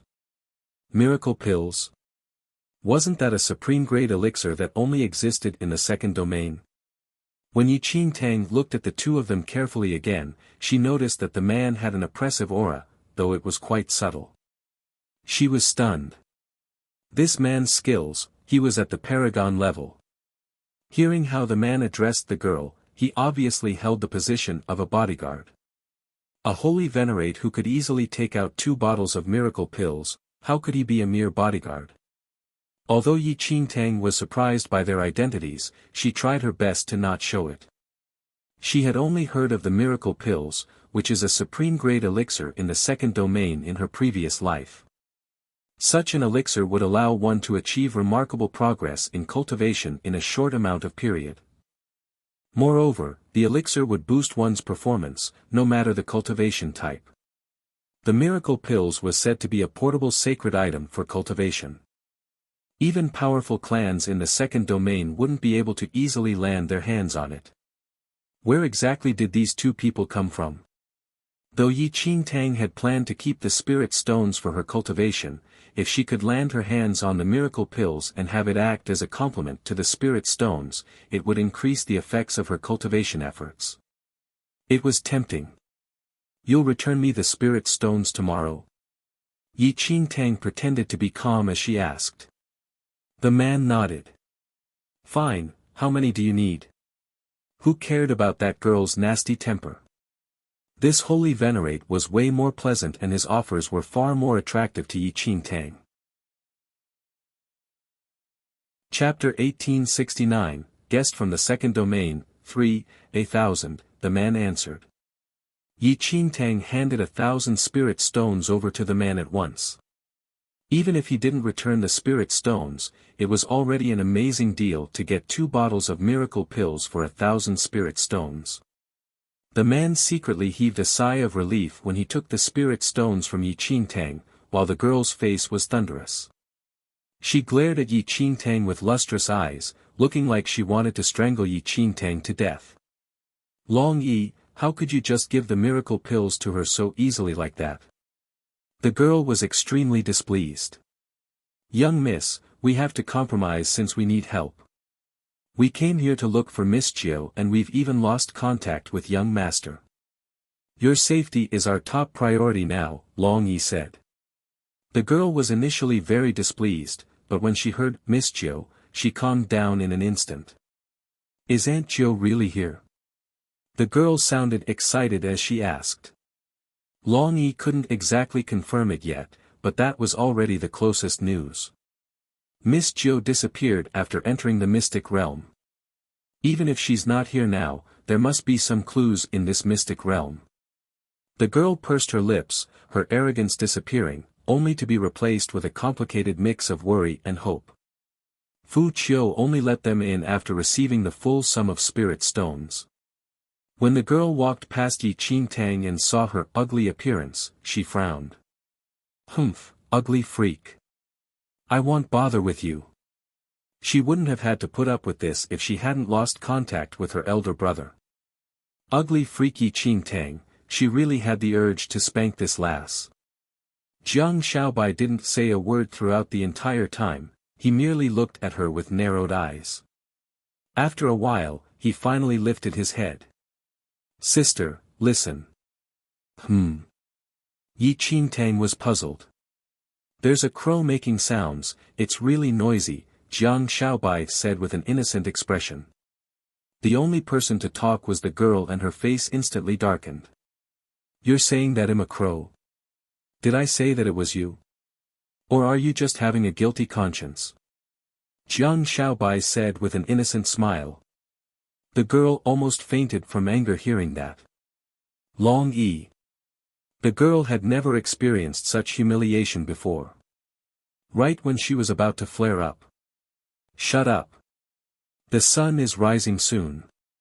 If you don't want to die, scram the hell underground now, Fu Qiu ordered.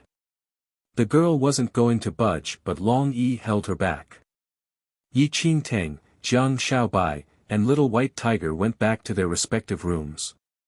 Even after Yi Qingtang and the others had left, the girl was still fuming in anger. Long Yi could only advise, young miss, we sought permission from master to come and search for Miss Chiu this time. Please don't be rash and just put up with it for now. Our first priority is finding Miss Chiu. With the mention of Miss Chiu, the girl's anger instantly dissipated and she bit down on her lips. Bunch of old fools, how could Aunt Chiu possibly betray us? It's been so many years and they never once looked for Aunt Chiu properly instead of arguing all the time. Aunt Chiu might have suffered a lot outside and yet they accused her like that. If I was Aunt Chiu, I also wouldn't go back if I learned that those old fools are accusing me. At her words, Long Yi could only sigh helplessly with a complicated expression on his face. You're tuning in to the Han Li's Wuxia Adventures YouTube channel. We're so grateful for your support and don't forget to subscribe to join us on this incredible journey through captivating stories.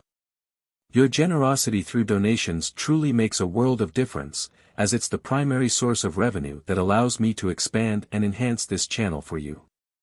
Thank you from the bottom of my heart for being a part of this adventure.